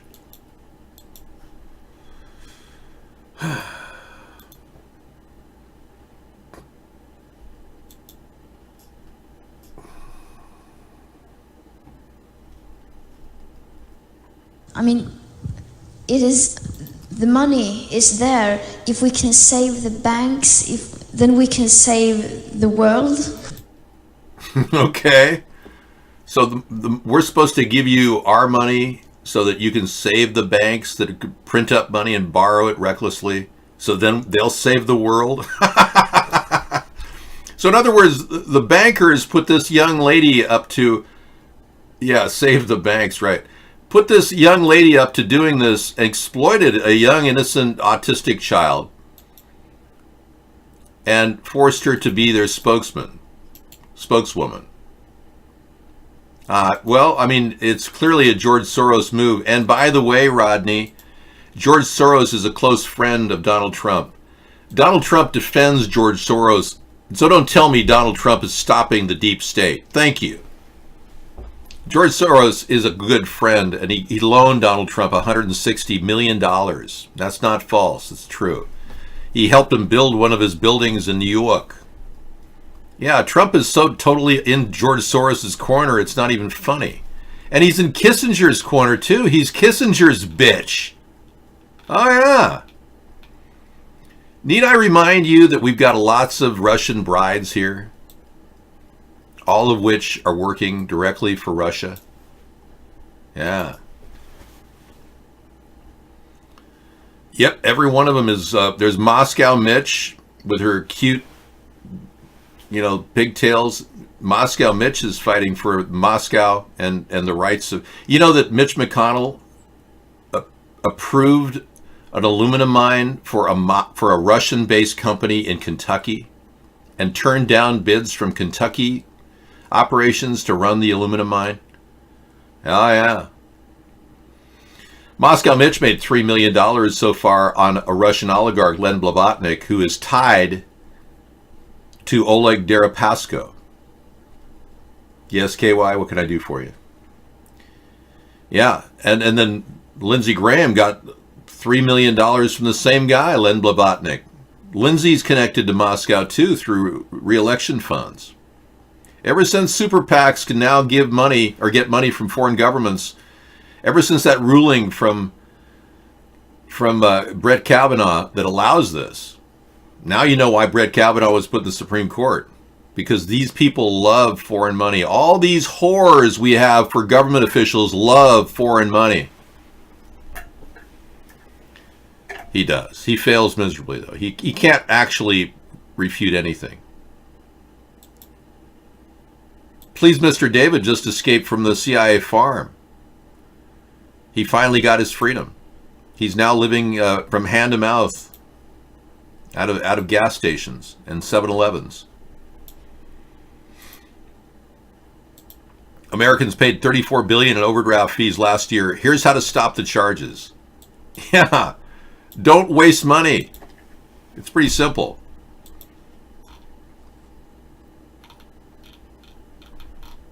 It has to be bulleted, or I won't. No, see, I need to. How to stop the charges? Okay, some financial institutions auto-enroll you in overdraft protection services, which means they'll cover a transaction if you have insufficient funds in exchange for that hefty fee.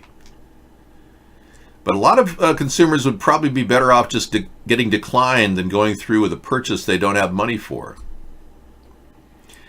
The Consumer Financial Protection Bureau, created by Barack Obama, puts it this way. Let's say we're charged a $34 fee for being overdrawn by $24. And it took 3 days to pay the overdrawn amount back. That's the same as taking out a loan with 17,000% annual percentage rate. Yeah, so just don't overdraft. Don't pay too much. Now back to these very buyable young Russian brides that are for sale. You like Kissinger, Cortland? Well, Donald Trump is a big Kissinger liker. What's wrong with you Republicans? Have you forgotten that there's a deep state underneath the whole shell of our government? Have you forgotten that Donald Trump works for the deep state? You think this is a clown act? Yeah. Well, let's bring up the Kissinger connection, shall we? Yeah, I can do that.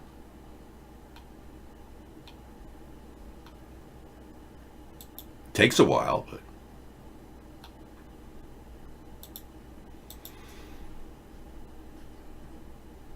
yeah, some people are broke.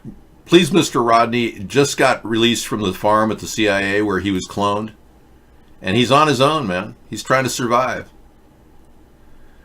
Please, Mr. Rodney. You can change your name to Please, Mr. Rodney. Be water, my friend.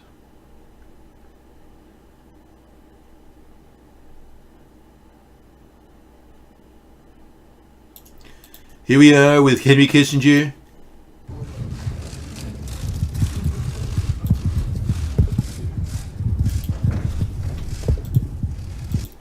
Mr. President, I was wondering if I could get a foot rub from Ivanka. Oh, sorry. Go ahead.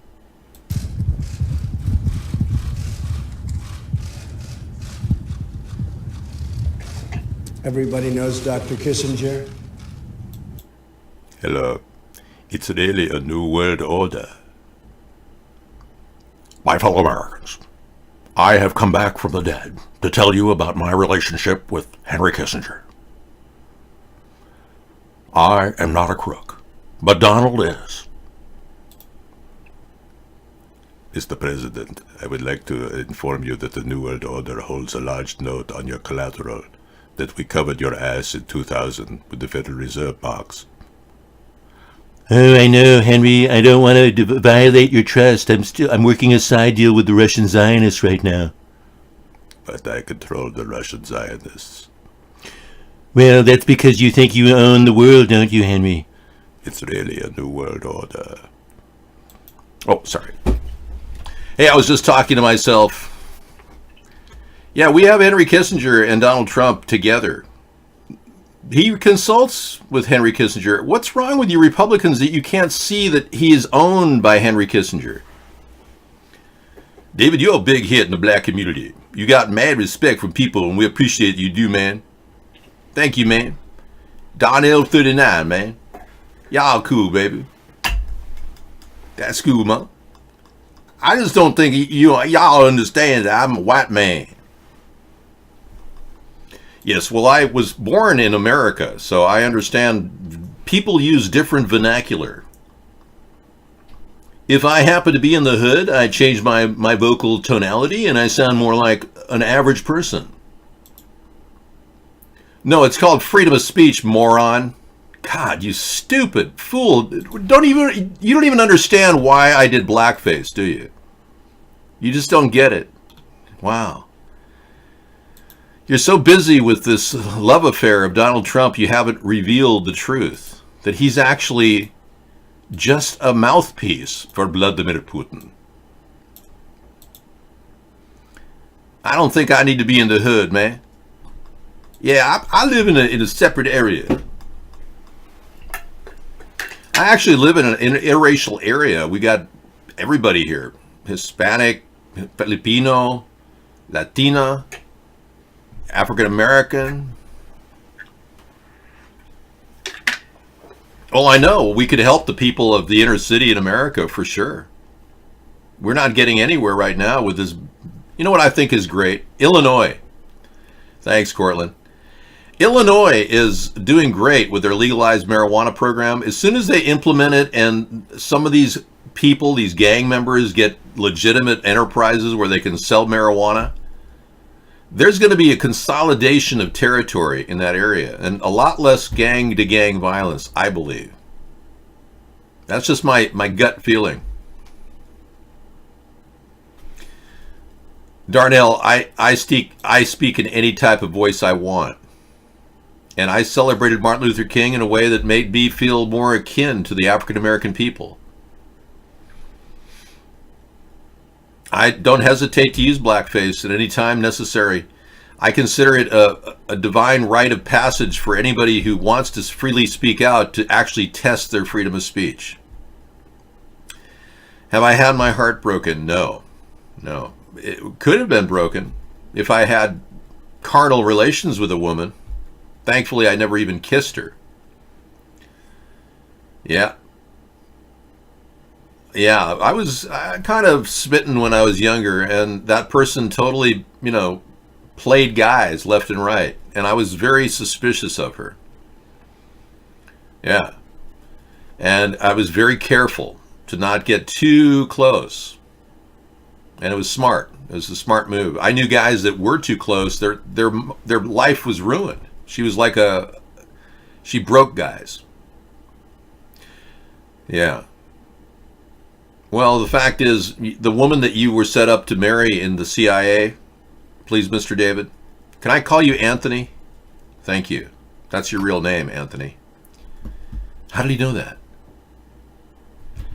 But the reality is, she's not your wife. That was a set-up marriage. You'll meet some new woman at the Slurpee bar at the 7-Eleven soon.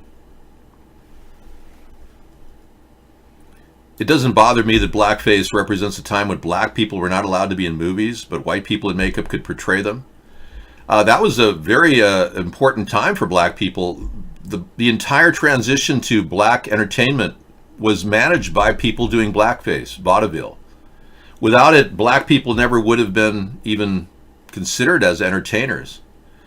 The work of the vaudevillians and the blackface vaudevillians, a 40-year period in American history, actually opened the door for a tremendous amount of entertainment value for black people to look at Sidney Poitier, look at Sammy Davis Jr. They spearheaded acting and entertainment for American blacks all over the place. So we're actually celebrating the fact that the mere act of blackface doesn't denigrate an entire culture of people. It opens a door to entertainment. And it wasn't to make fun of people. It was actually to give people a new look at a subculture that was evolving in America, and the African American subculture. And we had no idea.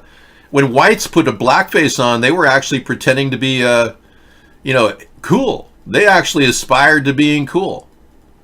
And it turns out one of those vaudevillians named Brown, I forget his first name, but he was a black man.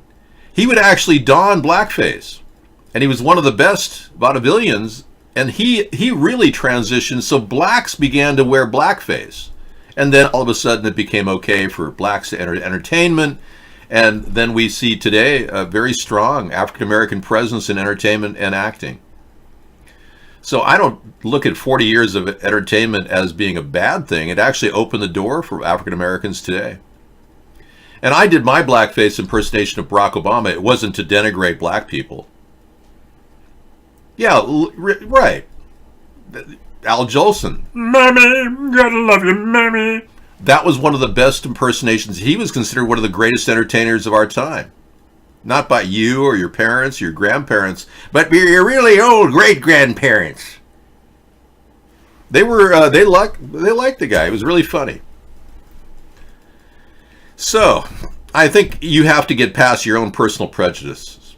If you don't understand the freedom of speech awarded to everybody, blacks could, easily wear a white face if they want. I mean, they have in the past. There's nobody saying they can't. That White Chicks movie was all about black men dressing in white, like white chicks.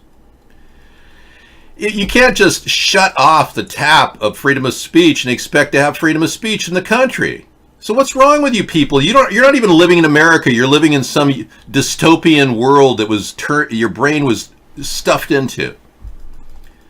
It's called the world of political correctness. There is no First Amendment guaranteeing political correctness. I'm sorry. Now, even though 51% of young people today think there should be hate law legislation against hate speech, they don't have a majority. They'd need 3/4 of this nation to do that, to overturn First Amendment law, or the amendment itself.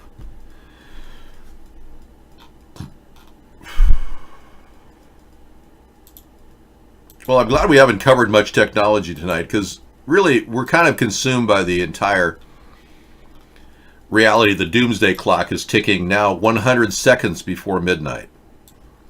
So we are at about a minute and a half away from total nuclear devastation. We are at the closest point to nuclear annihilation since the Cold War, all because of a very mixed up policy we have toward Russia, where Donald Trump supports Vladimir Putin over our own State Department, and somehow you retardicans think that he's stopping the deep state. No, he's actually making us more vulnerable than ever before. Hardly. I have a triple wide, you fool. I don't live in a double wide. God.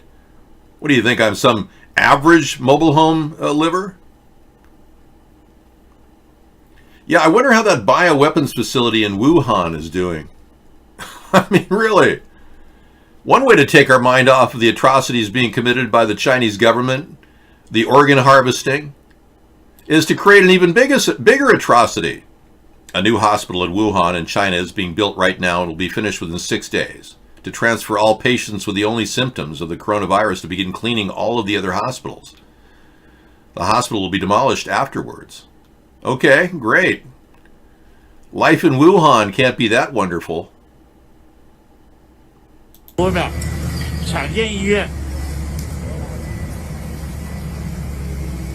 don't know, it looks like devastation to me.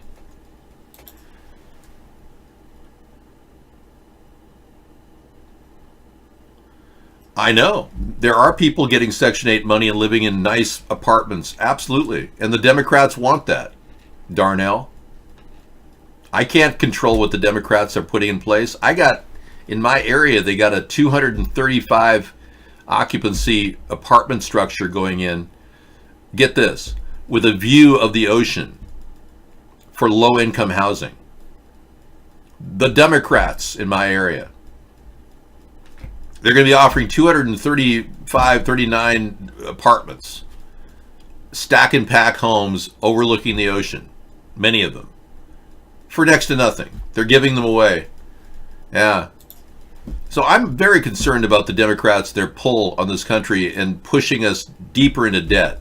But look at Trump. He's overspending $1 trillion per year. He hasn't created any fiscal conservancy whatsoever. The man's a spendthrift. He wastes money left and right. So, Donald Trump, it's a side thought to think that we're spending money on this impeachment process. He's wasted $1 trillion per year. He's upped the amount military gets to $750 billion from about 500. We can't afford that. He's kissing the military-industrial complex's ass. That's why they support him. That's why they want to keep Donald Trump in play, because he's good for big business, big corrupt people. He hasn't helped the average Joe whatsoever. Darnell may be bitter or not, but the bottom line is he's right. And there's a lot of people living on supplemented income. I'm not going to deny that I'm a person who supports a $500 a month plan per U.S. adult citizen. This plan is a very simple plan offering people more money. And this plan is designed to get rid of welfare. By giving current welfare recipients individually $500 a month, you form a certain layer of growth in handling their money. Like right now, a welfare grandmother who brings in 3 checks in her household is funding her life with, $9,000 a month in income. Well, her income will drop significantly, but she'll have to collect money from every individual 18 or over to pay for rent. So she'll be the landlady, as opposed to the grandma everybody, tries to get money from. It gives autonomy to the individuals and the families so that they can say, screw you, grandma, I'm going to go live somewhere else. You go ahead, honey. I don't, that kind of thing. You can't get people to work in a country that's losing jobs. Automation will eliminate most of the jobs in America. In the next 10 years, you'll see 80% of the jobs at $20,000 a year drop. Nobody will have any money. This system is designed to be cheat-proof. There's no checkups on the system. We don't check up on it other than to have a solid, true birth certificate to look at that hasn't been phonied or faked. We'll have a way of legitimizing it. You'll have to have at least 2 references of people that could answer and vouch for you in order to get this kind of money. And average people, even wealthy people, could get this money if they wanted. And once you get it hooked up to the system, you don't have to bother with checks with anything going in the mail. It's an automatic deposit to your checking account. This puts the money back in the people's hands, as opposed to the corrupt military-industrial hands, like Donald is currently funding. You say, well, they're going to spend it on crack, Dave. I don't care what they spend it on. Crack dealers have their own agenda. They're doing their own thing. I can't help that. I can't enable it, but I'm not going to tell people what to do with the money. You already had a ton of money because you censored me and made a lot of money illegally, which you'll be prosecuted for. Yeah, you'll already be prosecuted for the money you made censoring me. You didn't earn that money legally. If you want to buy something, oh no, if you work for it, excuse me, you absolutely deserve it. Yeah. Keep your own money. You don't need, I wouldn't take $500 a month. I wouldn't want to be hooked up to the government, frankly.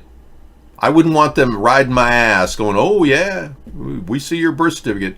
But then you say, well, why wouldn't you take the free money, Dave? Because nothing's really free. This will make you an addict. You'll be addicted to that monthly income. But we don't know if our country can even get to the point where we can offer anybody any money at this point. We really don't. No, the government's broke. We keep printing up money, though, every year to finance the government's improper operating. A pharmaceutical company founder gets 5.5 years for pushing an opioid on the market. Insys Therapeutics founder John Kapoor arrives for sentencing at the federal court in Boston. This founder of an Arizona pharmaceutical company is ordered to spend 5.5 years in prison for orchestrating a bribery and kickback scheme prosecutors said helped fuel the opioid crisis. So the death of 65,000 people rests on his shoulders. Wow. People like Prince, formerly known as Artist, formerly known as Dead, now known as Dead.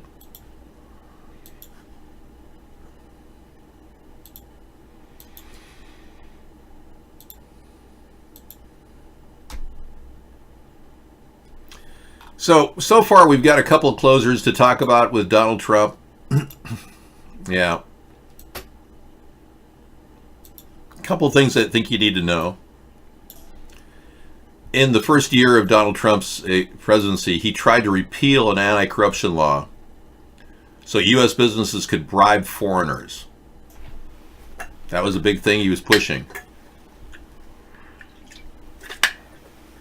This came out in the new book, A Real Stable Genius, pretty much mocking everything the president did. And also making you aware of certain things. And this factoid came out from the book. This is shocking. Trump struggled to read the U.S. Constitution. Independence Day on HBO. He said it's like a foreign language. He was overheard saying that at this gathering. An incident occurred, the filming of an HBO documentary in which living presidents as well as judges and lawmakers read from the historic document. I've never laughed at anything Trump ever said, so I would not say he's a comedian. I don't find anything he says funny. He's more of a loudmouth, braggart liar. If there was a profession for that, he would be making big bucks. Right now, he's taken over our country with his lies and deceit and promises of, I guess, paying people back, the people that loaned him all that money. I don't eat any pancakes. I don't eat pancakes. Stumbling over the text, Mr. Trump allegedly blamed people in the room for his mistakes and complained it's like a foreign language when he was reading from the Constitution. He seemed to stumble and slur his way through a scripted address about the Iran crisis recently.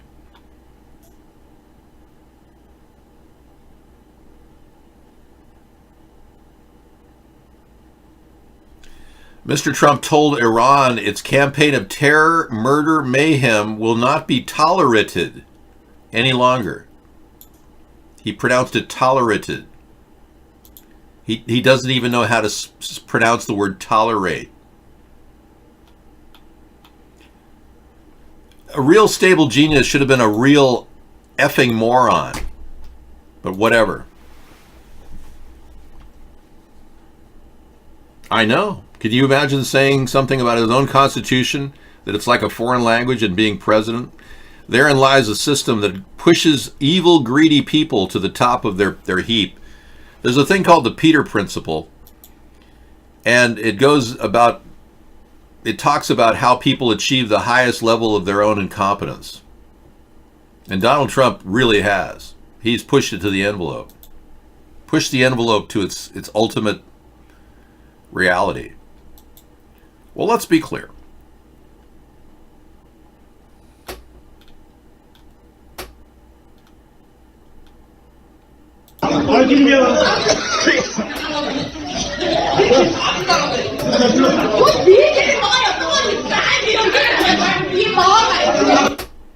Let's take a look. This looks like desperate people in the Wuhan area right now.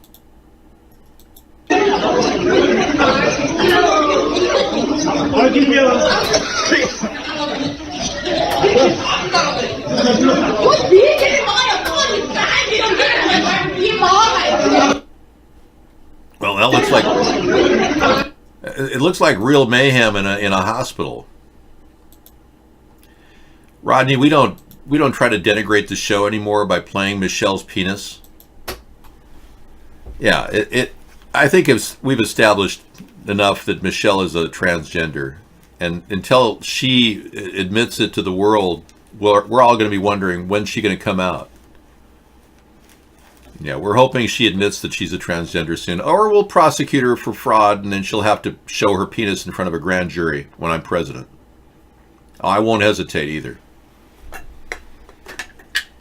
I don't want to see Michelle's penis, but the grand jury will have to. I could care less. When Bill Clinton was charged with impeachment, and they impeached him, like they did Trump in the House, he had to stand in front of a grand jury and take his pants down. Did you know that about Bill Clinton? You probably didn't hear about that, huh? I can tell you what they're saying is they're really worried. People are dying. They're collapsing from the flu. I think it's time to keep your doors locked and to get Mylar and cover your windows with duct tape and Mylar. Yeah, have a bunch of emergency packets of Mylar, get a bulk supply, and a lot of masking, a lot of duct tape. Yeah, that's what I would recommend everybody does. Lot of. You got it? Okay. Well, let's be clear. Emergency storage bags, blankets. Okay.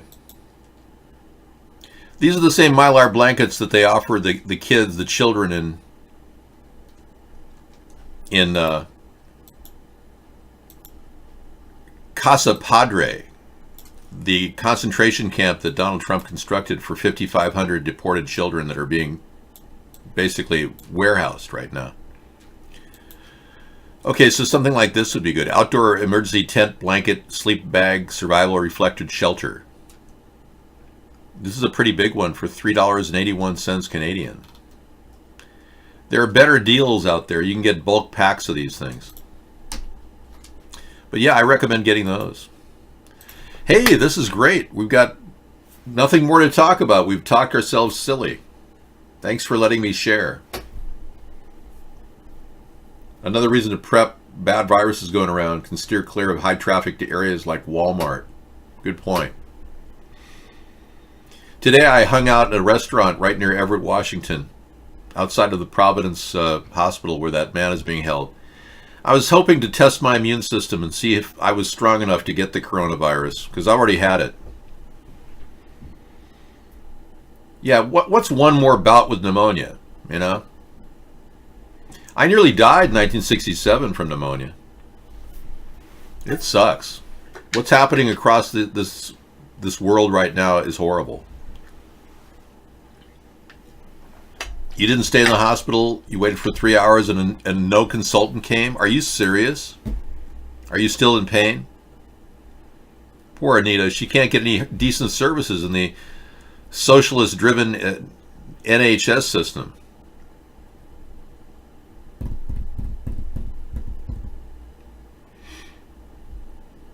It's lessening, that's a good sign. Maybe it's still a backlash from all that terrible food and alcohol you were drinking last week. Yeah, I know you were drinking alcohol. You shouldn't be doing that with your situation. Yeah, they'll wreak havoc with your intestines. It's not worth it. Why don't you just smoke a joint or something? Surely there's marijuana somewhere in your world. All right. This is it. The doomsday clock is it's at 100 seconds till the top of the hour. So we're right almost in nuclear annihilation land. And Republicans are saying, oh, Donald's a good guy. He's really helping. Really? Okay, so Donald's great. Well, how come he won't legalize marijuana if he's helping? Because marijuana legalization is about to have a huge year in 2020. We'll talk about this tomorrow night.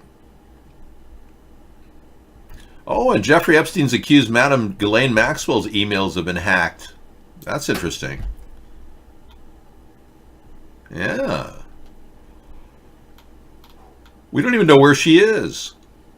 Now that Jeffrey Epstein's out, alive, living comfortably in his big St. James Island, and nobody knows except me, apparently. Yeah, I can't believe I got through the whole night without talking about Jeffrey Epstein in the official show. A new Jeffrey Epstein accuser coming forward, claiming that she was sexually abused in the New York mansion between 2003 and 2006 in Epstein's. In court papers filed Friday by the accuser going by the name of Anastasia Doe. It says, in creating and maintaining this network of minor victims in multiple states to sexually abuse and exploit, Jeffrey Epstein worked and conspired with others, including employees and associates who facilitated his conduct by, among other things, contacting victims and scheduling their sexual encounters. This as the FBI is reportedly opening an investigation into Ghislaine Maxwell, the woman accused of being Jeffrey Epstein's madam. Joining us now to discuss all of this is attorney Deborah Blum. Thank you so much for being. Thank you, Deborah. We'll listen to this a little bit later in the show. This is why I have a video segment. All right. Thank you for coming in. We'll be following up with the obstruction of Congress charges and the abuse of power charges that will be levied against Donald Trump. If the Senate votes to impeach, we'll certainly be dealing with that. If this impeachment doesn't go through now, there's a good chance the Democrats will come up with a couple more articles of impeachment. We can do it all over again. And you Republicans can realize that we're not going to get anything done as long as you continue supporting a man who divides the country instead of uniting the country. No, KY Poopy, I have a daily hair look. It's part of an interactive virtual reality show that I run. I'm able to mold my hair into multitudes of different shapes at will, which gives me a certain new look every night. I'm lucky that way. All right, we got a lot of stuff to look at, so let's get to it.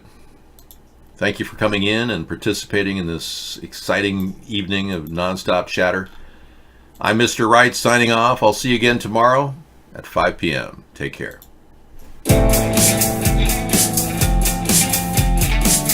Mr. Right, my Mr. Right, too good to be true. You spin my world around, 'cause you're the peace I find. You sweep me off my feet, my heart stops to beat, 'cause you make me melt away. My Mr. Right, too good to be true. My world around, 'cause you're the peace I find.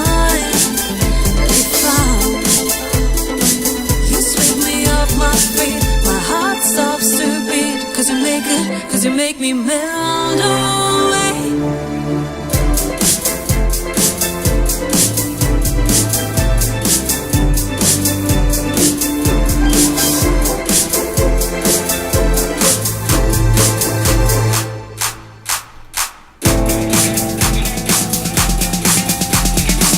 You're Mr. Right, my Mr. Right, too good to be true. You spin my world around, 'cause you're the peace I find.